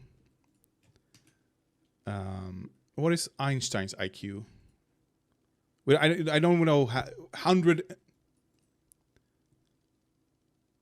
genius territory. 140. Socialist, I'm gonna spoil something here. So if you don't want it, I am 4 points away from genius status, apparently, or genius territory. We don't know his IQ, but yeah, here, 160, 170. Let's just go down to the bottom. Gary Kasparov. That's not the guy I'm looking for. Really, Netanyahu? 180, 211, 230. They're not in order of smarter to stupider.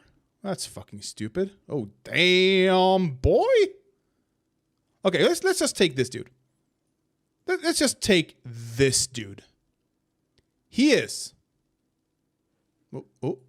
IQ monkey. Let's say not chimpanzee. What are they called? The red ones. Great apes. Orangutans.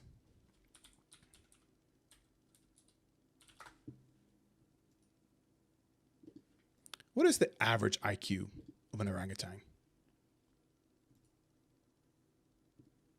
That's not. Did I? 4-year-olds.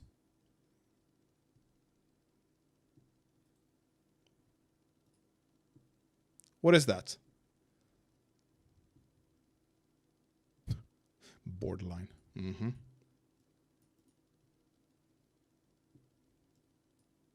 I'm happy about that. I am happy about that. I'm not gonna lie. 4-year-olds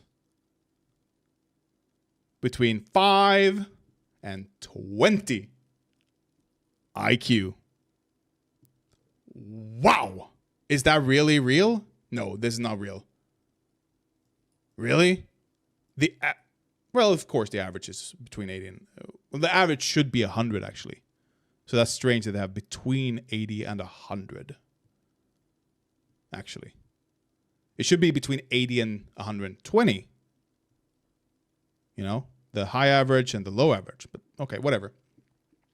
So, this dude is as far away from me in IQ,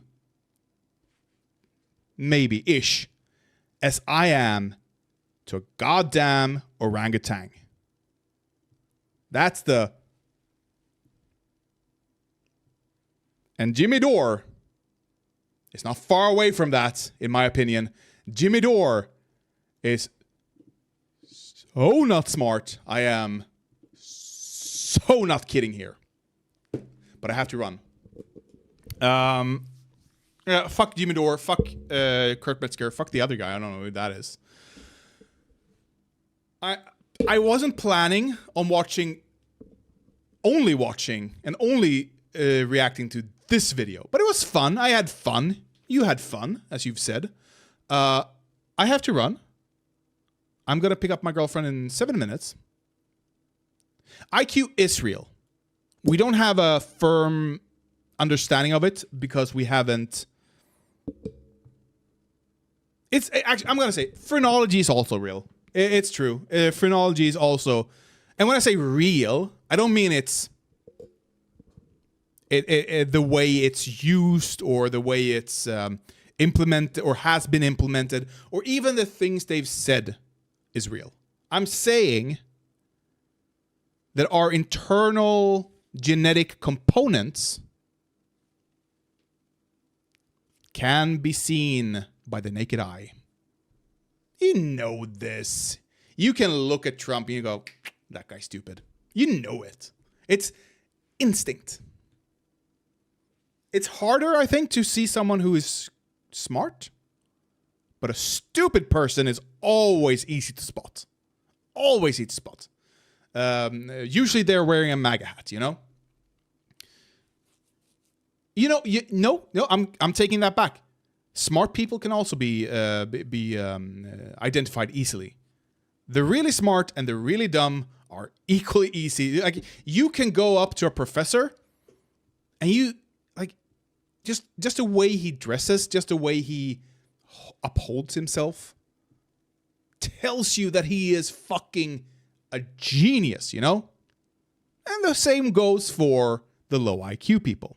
Now, is IQ real? What do you mean by real? Does it exist? Yes.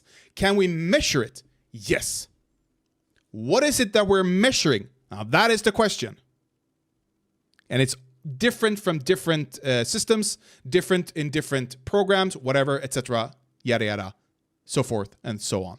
But there is something tangible still. There is something useful. We have seen, when we developed IQ tests, we saw... Because the idea was, they wanted to know, are people in school doing great because they are good at that subject? Or because they're just good.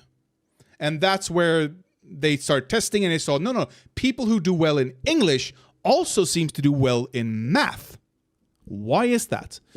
And so that's where we got this from, or how we discovered it, developed it. I don't know how exactly we're supposed to talk about it, you know? But it is something, and we have seen we don't have Elon Musk. I think Zuckerberg is absolutely genius territory. Absolutely. That dude, he has earned his status in society. Elon Musk has just been lucky. Elon Musk was born wealthy, blah, blah, blah, blah, blah, blah. Went to great schools because he was born lucky, was able to purchase. He did something. He did manage to do PayPal, but it was called X at the time. But yeah. So it's Elon Musk is not a smart person, or do you mean we can see Elon and Zuck's IQ by just looking at them and how they behave? Yeah, yes, we can. There are some things you can't see. Like, there are some people who are just like Dylan Burns. He has a strange jaw, stuff like that, which might trip some people up. But there is something, you have a feeling. And IQ, like we see this. We see how some people are just better. Like if I was low IQ, if I was dumb, I am so fucking thankful that I have high IQ, because I have been able to compensate my entire life for having ADHD. I have managed to finish high school with grades. Not great grades, but grades. I have gone to university and I have done well in some aspects. I haven't finished, again, my ADHD, but in some aspects I managed university as well. And I studied almost nothing. Like I've never been the one to study, ever. Because my ADHD. I'm not good at reading things I'm not that interested in. So I've never been good at studies, and yet I've managed school. Thank fucking God I am not. Like imagine the reverse. So I'm going to spoil my IQ here for you, Social Lust. I have 136 IQ measured. If I had the reverse, which would mean 70 IQ. Not even. 64 IQ. Oh. I would be a fucking moron. And we had to do an IQ test when I had my my ADHD evaluation. Because they wanted to know, are you failing because you're stupid? Or are you failing because you have ADHD? And I was failing because I had ADHD. Anyway, so you can see IQ in some place. Chromosome, if you have an extra chromosome. I don't know if some people you can't see that in. But in most people with an extra chromosome, you can fairly well see that. And that affects intelligence. That affects everything. It is the reason we haven't studied it. The reason we're stuck with the old terminology for it isn't because it's not real. It's because the people who discovered it used it nefariously. The people who discovered phonology, the people who discovered IQ, all of that, not the people per se, but the foundation for Nazi Germany came from that, among other things. Linnaeus, the guy who documented all the flowers in the world, he also documented all the people in the world.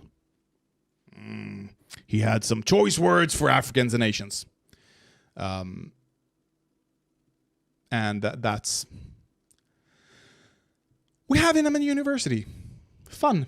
We have a university called Linnaeus Universitetet. Fun. Anyway, so all of these things have led to bad outcomes, which is why people are scared to talk about it. Which is why people are afraid to give grants to study it. Why people are afraid to give credence even to the idea, to the notion that IQ might be real. that certain things manifests itself physically? Now, I don't have, I don't think we should take this to start testing people and arrange society around these things. I just think that Jimmy Dore is really, really stupid.